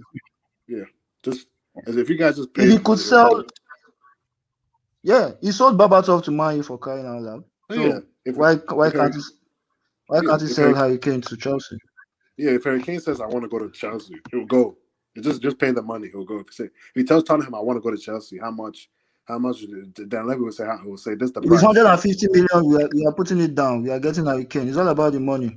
There's an amount of money that Daniel Levy can't say no to. Oh yeah, if you get to 150 million, they'll sell him. Why would they? You can't refuse that money for Harry Kane. But it's not 150. But anyway, I think Kane needs to really like unsettle the team, unsettle the board, and say I want to leave. I'm done. I'm finished. If Kane can do that, if Kane can put Daniel Levy in a situation where Daniel Levy's like, okay, this guy's a leader in my team and he wants to go and he's causing disturbance in my locker room, let me just rebuild. Let me take the 120 mil and let me just go and rebuild. Now let's be honest, Daniel Levy doesn't care about that. He doesn't care about that thing. Because He doesn't care. be honest, they're not doing shit with Harry Kane, man. They have to rebuild. I'm saying, but Daniel Levy doesn't care about. He doesn't care like that about what they're doing. He just cares about staying relevant. Like he doesn't care about winning trophy. That's not his prime aim. Like so, he doesn't. So if Harry Kane's making his third locker room, he could care less. He just wants the money. But Harry Kane is 28. He's 28. I'm saying he just wants the money. That's all he cares about. He doesn't care about this third. And he has 3 years left on his Tottenham contract. 2 years left. After the summer, he has 2 years left. 28 is 2024. Yes. Yeah, no. After this summer, he has 2 more years. That's 2024. If you put your clause, if you put your finger, if you touch Harry Kane as your striker at 28, you got a serious dude, bro, for 4 years. Serious striker. You get a guaranteed Premier League challenge, frankly. In Premier League, the guy's a Premier League merchant. And with the way Tuchel is playing, though, Harry Kane will score so many goals. He will score a lot of goals. Dude, and here's the thing, Abdullahi. Harry Kane solves some creative issues we have in the team. We do have some creative issues. Low blocks. He's also a playmaker at an extent. Yeah, this guy, he's a master at breaking down teams, Harry Kane. So guys, if let's say we win the Champions League now, if we can't go for Lukaku, do you think we can go for Haaland tempting because of the UCL, or we go for Harry Kane? Now Haaland's not going. The person already said he's not going this year. Sorry, maybe. I guess he has stuck with Harry. Maybe. But it depends on Harry Kane. It depends on where Harry Kane wants to go himself. No, Abdullah, what if we get Harry Kane and Sancho? Then you get that That's guy. true. That's true. Harry Kane and Sancho. Yeah, that's true. That's possible. It's very possible. But if we get Harry Kane and Son, there will be riots. No, and Sancho. There will be riots in London. I mean, you get Sancho, someone has to leave. You don't need. No, we don't need Sancho. Exactly. I don't know why they bother going for Sancho. That's why my problem with his bodies. Why are they going for Sancho? You don't need Sancho. You already create chances. Sancho is just a luxury. That's like a luxury. Like this, nothing forget. This is what my problem is. Look at the Modric case also. The same thing with the Modric case. Modric was about to sign for Chelsea before he got to Madrid. He didn't sell to us. He wanted to come. He really wanted to come. He was on Roman's yacht. Like the guy wanted to come, right?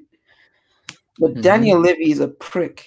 That's the problem. Daniel Levy is the problem because if Daniel Levy decided not to sell for Chelsea, he may want to sell for Chelsea for 200, and Chelsea will not pay for 200. They also not pay that money for 200. It can happen. Look, here's the thing with Harry Kane. He's such an important role. He plays such a big role in that dressing room. If Harry Kane is unsettled and he wants to leave, and he has no interest in contributing to Tottenham's project anymore, look, it's going to unsettle that dressing room. The dressing room is going to be like. So it would be in Daniel Levy's best interest to collect the 150 mil and rebuild the team because this team is doing nothing, bro. It's But I'm doing telling you, nothing. Daniel Levy doesn't care about what Kane has done in the locker room. He could care less. He just wants the wants the money. That's all he cares about. But he's not going to get access to the money if his team is unsettled. That's the problem. All he cares He's about Champions League football, right? To make money, and he's in debt. he's going to give you a price. If you pay the price, you have Harry Kane. If you don't, you can't. Yeah, you have that's true. I think Chelsea because we don't really have options, right? There's not. Harry Kane is a world-class number 9, top 3 in the world. He's special. Yeah, but he's not the kind of striker that you guys need. Just somebody who will just stay in the box and score. Goals, yeah. Harry Kane is both. The guy Kane's can create and the guy can finish. Harry Kane is like a poacher. It's like a number. Who give him the chance? He's like Benzema. He's like Benzema. Yeah. Oh yes, that's you see, he's like Benzema, and we do have creative issues. It's like Benzema when you give him that chance. Guys, does Spurs even deserve is just the perfect fit. We deserve a stadium like that, man. Come on, that kind of stadium. Yeah, I think Roman is working on the stadium. He's working on it. What's going on, man? Spursy are having that nice stadium, and we're in the bridge is special. Yeah, shout out to Why Not in the live chat. Why not? Yep. That is a new Chini stadium. Why not? You sentiment. You want to kill me? I have ranted already on my watch along. Chelsea almost give me a hypertension and that attack. Abdullah, you live in America. Do not suffer of any medical issues. It's too expensive, Abdullah. Please relax, bro. Chill. Chill. Chelsea almost killed me, man. They almost killed me. You should have seen this guy's face, bro. This guy was struggling. Nah, this guy was struggling, man. Thank God Mount scored. Mason, Pulisic, Timo Werner almost killed me. Why? Havertz. Go look into the same thing. Everyone. Kai Havertz too. They almost killed me. Missing chances. If only N'Golo can shoot. If only N'Golo can shoot. I think he has it in him, but he doesn't just do it. To be fair, Valverde got in them and blocked that. Like, yeah, but when they blocked it, the ball was even going to the net though. Yeah, Valverde did a good job there. But yeah, guys, what about DM? Like, who do you guys? Because that's obviously a big. I don't even know if a DM is like crucial to me. Like it when is. I watch Chelsea, a DM is crucial. When I watch Chelsea play, because Chelsea. Oh, somebody said Traore. Who is it? Is it Adama Traore or who's Traore are you talking about? Sentiment. Traore at Ajax. Not Adama Traore. The one at Ajax. No. Yeah. What's the name? The one at Ajax. We don't want any people from Netherlands. We don't want. Nah, we're good. We're good. We had Ziyech. We lost 44 mil. Nottingham Forest. If you look at the way my these fans were shouting on social media, oh my God, in heaven, you wouldn't want to be on social media.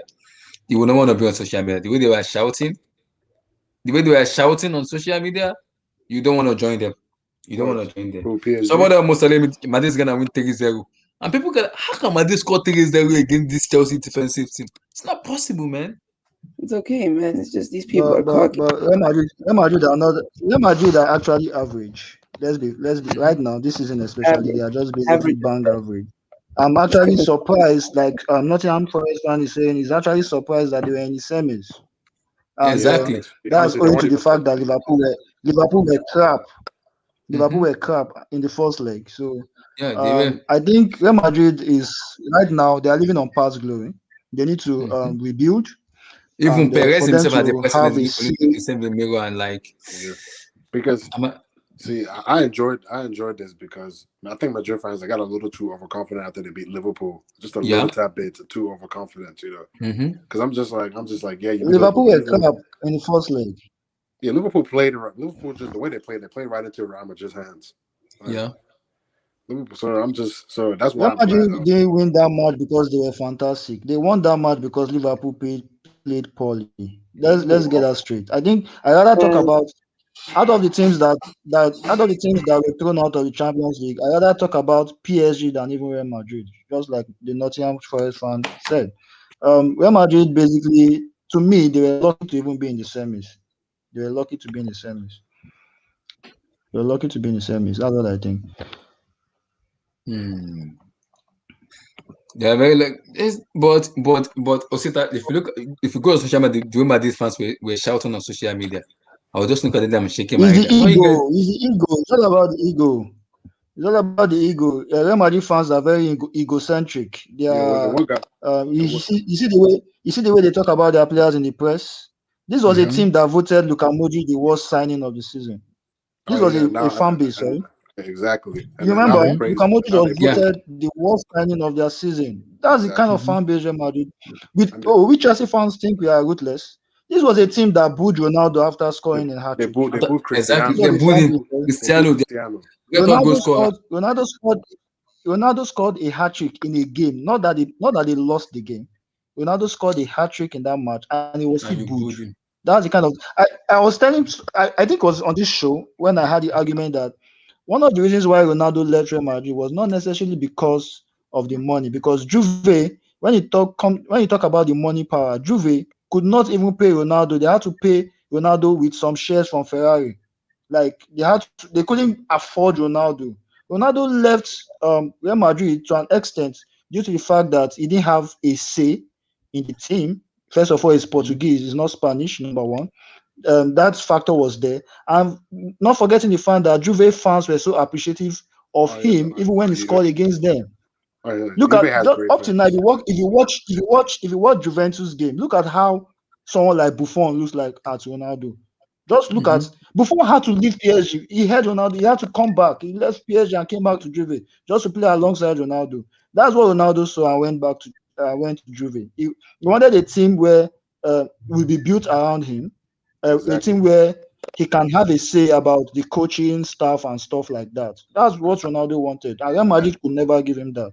The fans were not appreciative after giving them 450 goals. Ronaldo scored 450 goals or 451 goals, sorry, in less than 430 games or 440 games. Who does that? And yet, the moment he left Real Madrid removed all his stuff from the museum. Who does that to their legend? That's how Exactly. ruthless Real Madrid is. So when you talk about, I'm not surprised about anything that comes out of Real Madrid, because Real Madrid, they are just egocentric, they are ruthless. It Well, starts how from does the top Perez to the himself? bottom. How Look at, does Perez look into the mirror like seeing the way Chelsea play? Like, whoa, what a team is this? He's gonna Zidane might no, Zidane might he- get sacked. He's not getting Yeah, he sacked. might guess. Zidane might no, guess no, that. no, no, It might even no, work I away. don't think so. I don't think so. I I think don't think Zidane might so. work I away. don't think so. No, I don't think Zidane so. doesn't get If Zidane wins the La Liga, Oh, he'll stay. if Zidane wins the La Liga, Sevilla will win, he bro. stays.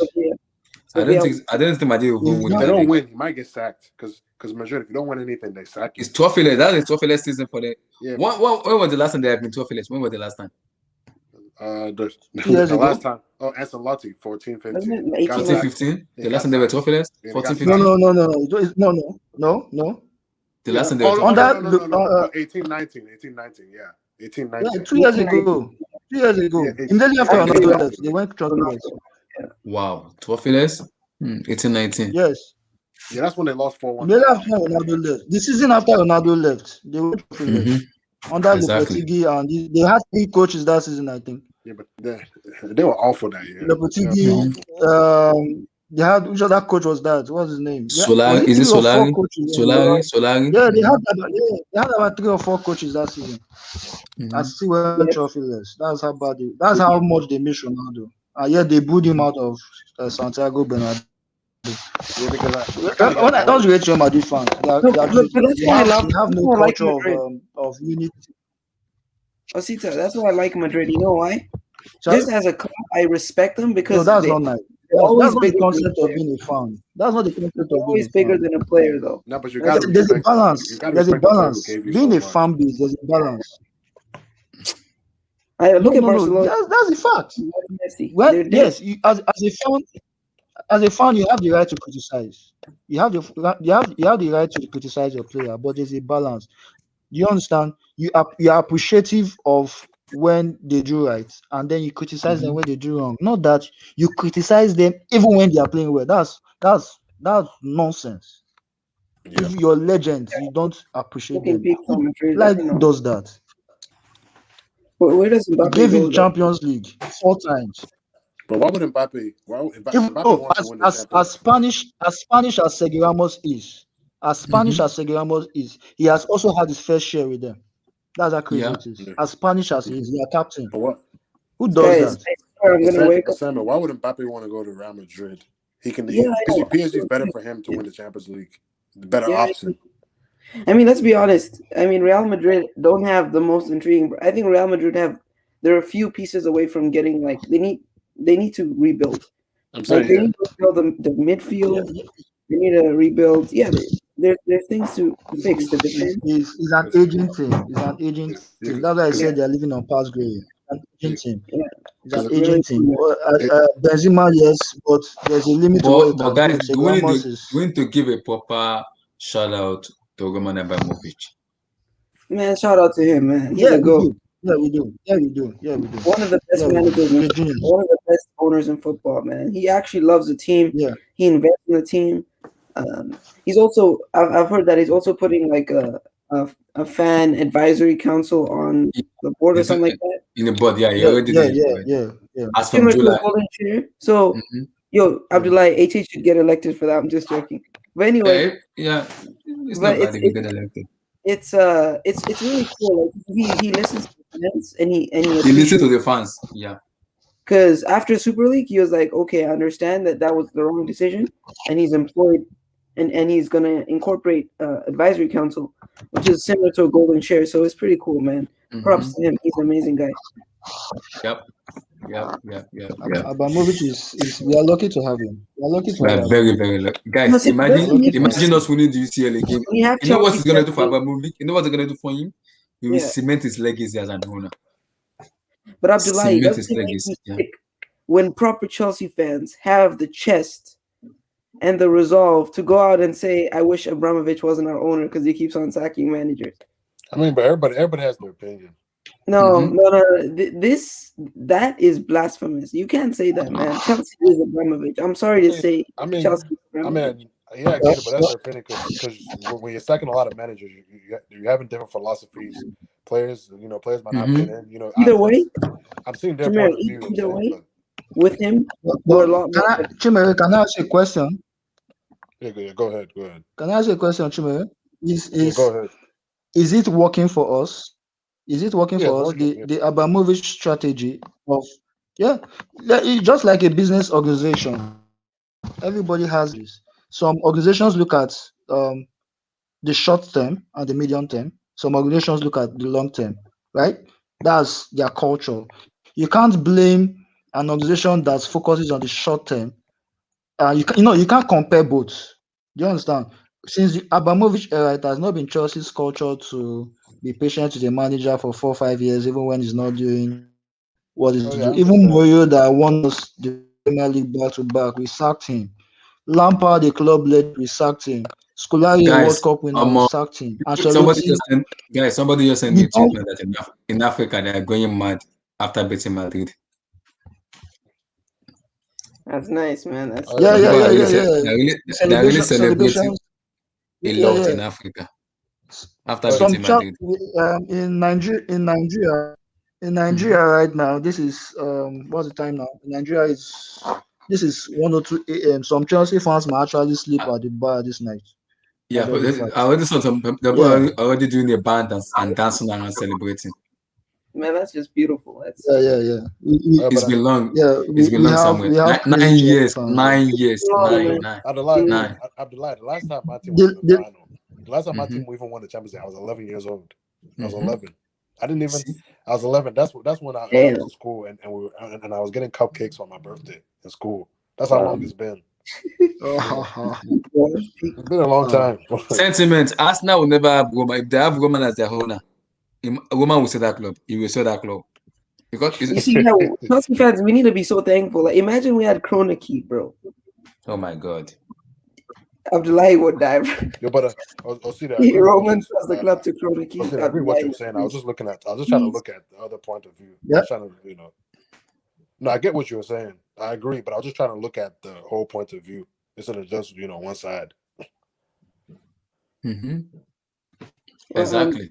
Guys, I have a question to ask. So we do need a DM because ultimately Conte is not a machine. We can't play every single game. There's gonna have to be management of Conte because he is quite injury prone.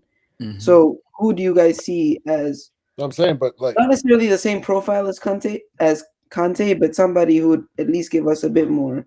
But Kovacic, if you look at his stats, he does a lot of work and he gets a lot of interceptions, a lot of tackles. He does well. There are different types of players actually. There are different types of players. Kovacic, Kante are No, you can compare them now. I'm saying I don't know if DM. Yes, I don't know they if might DM play central midfield, whatever I want to play, but Kovacic brings something to Kante. I might go for a right I think back. Kovacic brings somebody people don't talk about so much. Why a right back? I would probably go for. I get that, but I'm looking at someone people because Reese is better than Chilwell. We all know this. I'm actually thinking. Reese. Yeah. Huh? You said what?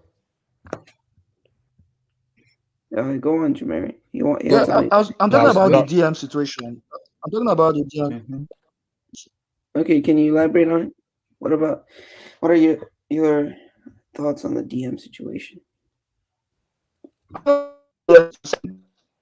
We talk about Kante. I think your ten is cutting. I'm saying we are talking about Kante's situation much. Can you hear me? Yeah, I can hear you now. Yeah, you're good now. Hello? You're good. We can hear we you. can hear you now. We can hear you now. Yeah. Can you hear us? All right. Okay, sure. You're cutting out, bro. You're cutting out. Yeah. I think maybe come back. Gilmore will be a perfect understudy to Kante. I think going out there and getting someone that is not necessarily tried and tested. Who? Because it was cutting out. He said Gilmore. Dude, I think maybe you could come out and come back in. Gilmore. Interesting. Yeah, I was just saying maybe go for right But, back. but our midfield needs work. Our midfield is not where we need it to be. Our midfield I don't needs know, work. man. Your midfield dominated. Your midfield was dominant the whole. I would say Conte dominated that. I would say Conte did, but not necessarily the midfield. I don't know. Our midfield needs work. Like, I think that's the root of any successful team. And sometimes we have good games, sometimes we have bad games. So I think we just need maybe not necessarily an X factor, but something else. Maybe an all-rounder, you know? Yep. But yeah, it's going to be an interesting summer for Chelsea. Chelsea will get players for sure. I'm not sure. I think all the English teams will get players for sure also. Except for Arsenal, of course. Arsenal is Spurs. Arsenal again. I don't know who Liverpool will get. Honestly. I don't know. I think Konate, right? They're trying to get Konate. Sentiment with Roman, Arteta will be sacked. Xhaka will never have been bought over Conte, but Manolas over Mustafi. Let's be honest. How good is Arteta really though? How good is Arteta? Sentiment is in pain, bro. Sentiment, man. Sentiment. Sorry, man. Sorry. I think you can't judge.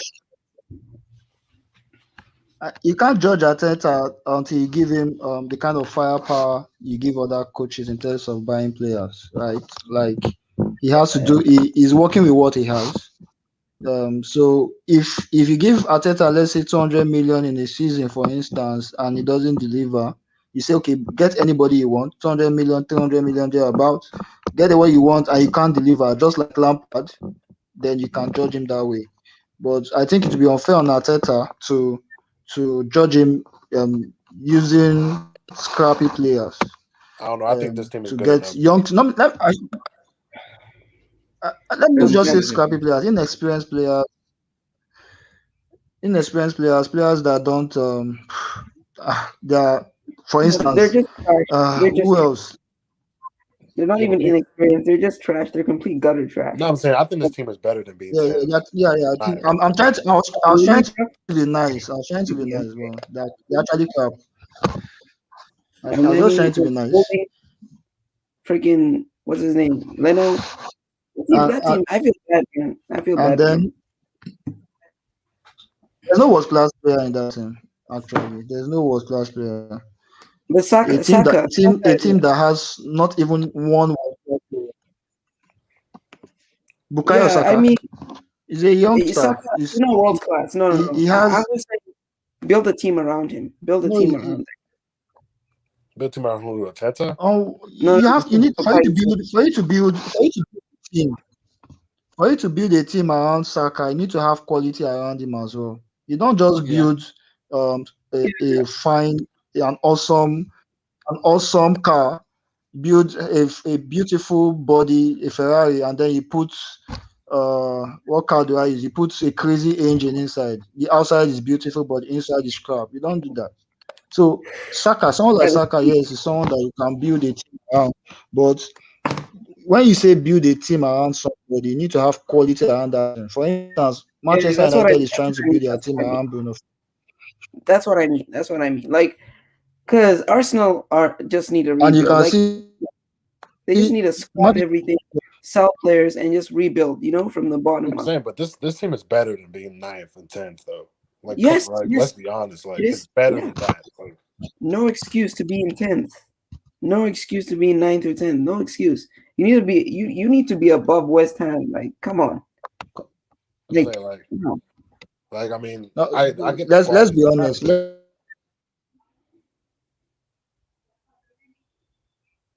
Cutting out, right?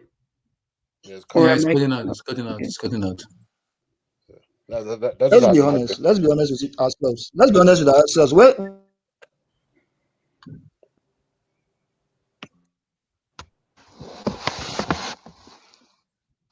You're cutting out, bro. You're cutting out. Your internet. I don't know. But you're cutting out. Yeah. I'm saying Arsenal.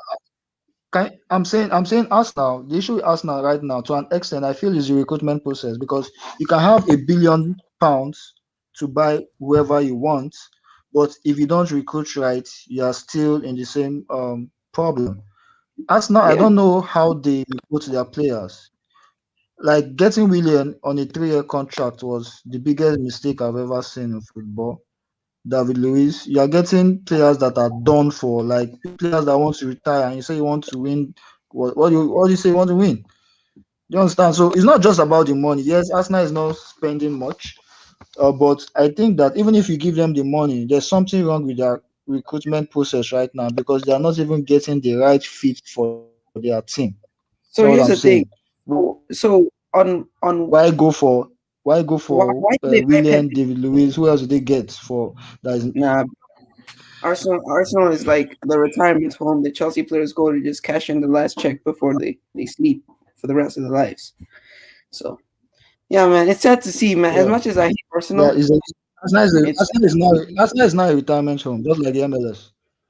yeah, man, sentiment, bro. I feel for you, bro. You gotta see a therapist usually because this come because like this team is not gonna kill you, man. Come on, or change teams. 'Cause, damn, support Aston Villa. It's better for you, bro. Yeah, Aston Villa. That same point I was trying to make. There are a lot of teams. There are a lot of so-called average teams in the Premier League that have a better team than Arsenal. I'll take West Ham team over Arsenal. I'll even take who else? I'll take Everton team over Arsenal.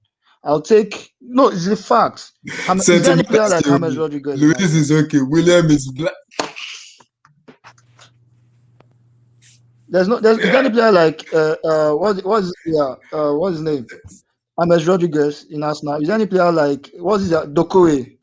Abdoulaye Dokore. Is there any player like that in Arsenal? Do you understand? I would take Everton team over Arsenal. I'll take West Ham team over Arsenal. Is there any player like Suchek in Arsenal? Is there any player like Declan Rice in Arsenal? You understand my point? So I'm saying the team is rubbish. That's what I'm saying. Arsenal is living on. I've used this word is becoming a cliche, but Arsenal is just past glory. They are a below average team. Being ninth, they are just being lucky. They should be fighting for relegation. Let's be honest.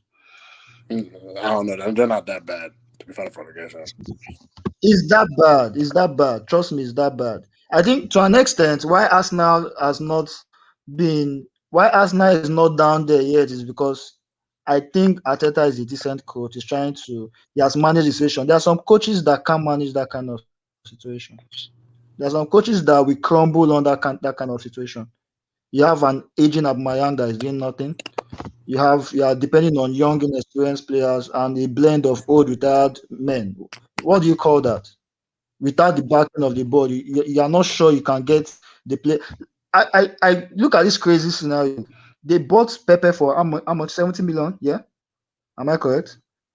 Yeah, he doesn't even play. 70 million, and they couldn't even pay the 70 million at once. They had to give Lily about 20 million, I think, first installment.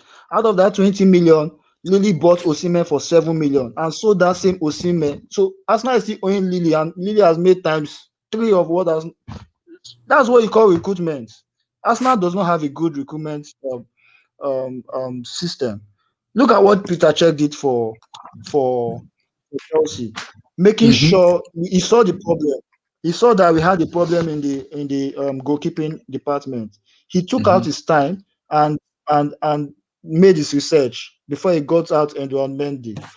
Yeah. Which brings to question the so-called Arsenal legends. Are they really Arsenal legends? Are they just on sports talking about football? What are they doing to help the team? At least to an extent, Manchester United has legends. Manchester United has legends and ex-former players who give suggestions, who are trying to, even Alex Ferguson comes in once in a while, they are trying to see how they can advise the current crop so that they can go to the next level. Chelsea does the same thing.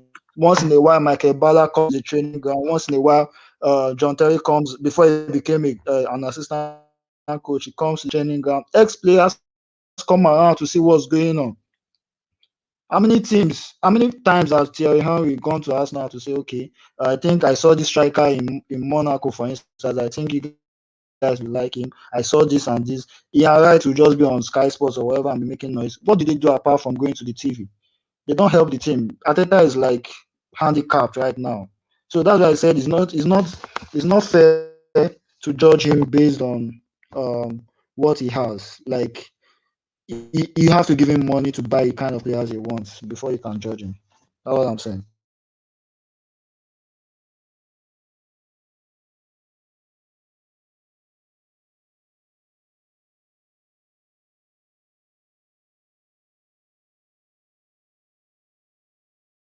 I think Arsenal is a very difficult team to run. They are the worst team of our own one club. So I can understand why their fans are getting angry and everything. But they need to understand, does the owner even have an ambition? I don't think so for me. I don't Yeah, think so for that's me. also a factor. The attitude of the owners is a Because serious factor. I said this yesterday, people are comparing Sheikh Mansour of Man City, Roman Abramovich to the Glazers and the Kroenkes. They are different owners. I said different owners. Massive different owners. Why people been like this? There's a difference between both of them. There's a different owner. So the different owner who cares about football, who wants to win. Does Kroenke want to win? No. Does he even know the color of the jersey Arsenal wear? I don't think so. I don't think so. So why are the fans there? Why? These are the kind of Continue. situations that make me say Chelsea. These are the kind of situations that make me say Chelsea are lucky to have Roman Abramovich. Abramovich, yeah. Like blog on the house, some cut off salaries and wages and stuff like that, sacked how many staff, and both all staff, both playing staff, everybody. And even then they were still doing some charity work. I look at my team under Roman Abramovich, at a team like Liverpool and Arsenal that were doing pay cut and stuff like that. And I say, wow, we're actually lucky because not everybody is that passionate. Abramovich, okay, let me put it this way. Abramovich didn't buy Chelsea to make profit. Not Chelsea because Chelsea is like his hobby. Like he loves football. He wants to win. He's doing it for his thrill. He's not doing it because he wants to. It's a business for him. According to Abramovich, he said he has less riskier ways to make money than buying Chelsea. That he didn't buy it because he wanted to make money. I think we are lucky to have that because if you look at the history of how Roman Abramovich bought Chelsea, he asked his friend who owns the club in the US, I can't remember, and the two options on ground were Chelsea and Tottenham. So Roman Abramovich had the option to buy. Roman Abramovich said he wanted to buy a club in London, and the two clubs that fit the bill were Chelsea and Tottenham. And I'm glad that it was actually Chelsea, but if not, probably be having the same. So now problems may not be solved. Probably the owners have a change of strategy, or there's a buyout. Maybe Dangote is always talking about buying us now. I don't know. Maybe he can do that. I don't know. But it happens. I don't think Arsenal, if Arteta goes, if an average, let's say any other coach comes in, don't be surprised to see Arsenal going struggling for relegation. They are bad. I still keep saying that Arsenal is bad. There are teams, there are average teams in the Premier League that are better than Arsenal right now. You're very right. Arsenal is a medical team. Sentiment. Right, I'm sorry, you're an Arsenal fan. This is bad. This is bad. This is bad, man. Sentiment is bad because being an Arsenal fan, I don't suffer a lot. Solution for Arsenal. Let me tell you how about it to get to the point where these ownership issues continue with Arsenal. That let's say Arteta goes, Arsenal will no longer be able to attract any world-class coach. That's how bad it to get. Because pedigree, coaches look at their pedigree. They look at, before they sign a contract with any club, they look at the environment around the club and several other factors. What is the vision of this club? There'll be a time whereby coaches who win things, You approach them. Arsenal will approach them. Oh, we'd like you to coach. We'll give you so and so amounts every year. Let's sign this contract. They'll tell you they'll reject it because what people will be coming to Arsenal to learn how to. They'll be using Arsenal as a learning curve, and somebody might just relegate Arsenal that way. That's how bad it can Wow, get. imagine Arsenal going Until to relegation. That will not go well, man. it's very possible, honestly. It's very possible. With this current crop of players, it's very possible. I That will not go well. I think Arteta is doing a good job because the environment is not. It's just like a student reading for an exam in the midst of The so much environment is not noise. conducive enough. Yeah, But yeah. at the owner, A at the student, owner really, the problem is at the owner really supporting him. That's where the problem is because it's if you just have a an owner who business doesn't for support, them. That's what you need to understand. It's just a business. They're all about the numbers. They're all about the numbers. It's just a business.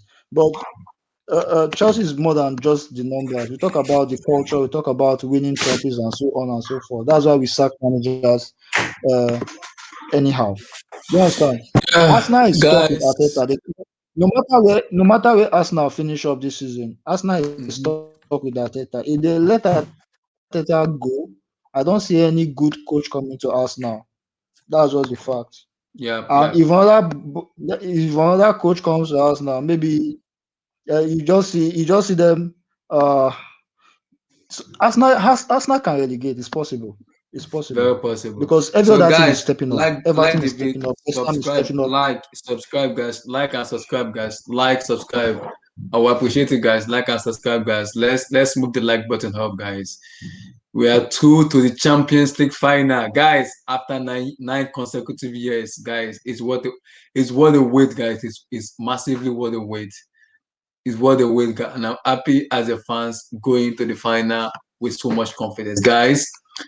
Guys, we got, and I'm gonna, guys, please make sure you watch my watch along, man. It's one of the legends watch along I've ever done in the channel, guys. Despite me fasting, Chelsea Football Club almost killed me. Chelsea Football Club almost killed me. They almost killed me, but I'm happy at the moment. They almost killed me because I almost have an hypertension. They're supporting this club. So I'm happy if the hypertension pays off. I'm happy it pays off. Massive appreciation to Roman. Imagine an Arsenal. How would it have been? Exactly. Appreciation to Roman, the Roman, Thomas Tuchel, the board, and everybody. It's a massive appreciation, and I'm happy as a fans. We're going to the final with much more confidence, and much more belief as a fans. It's a pride moment being a Chelsea fans. And guys, appreciation you guys. Peace, everybody. Peace. Make sure you like and subscribe, guys. Like the vid, guys. Like the vid. Let's get that vid up, guys. Like that vid. We're gonna be doing so much content towards the final, guys. So make sure you like the vid, like and subscribe, guys. Like, subscribe. Peace, everybody. Peace, everyone. Peace, everybody. All right. Yeah.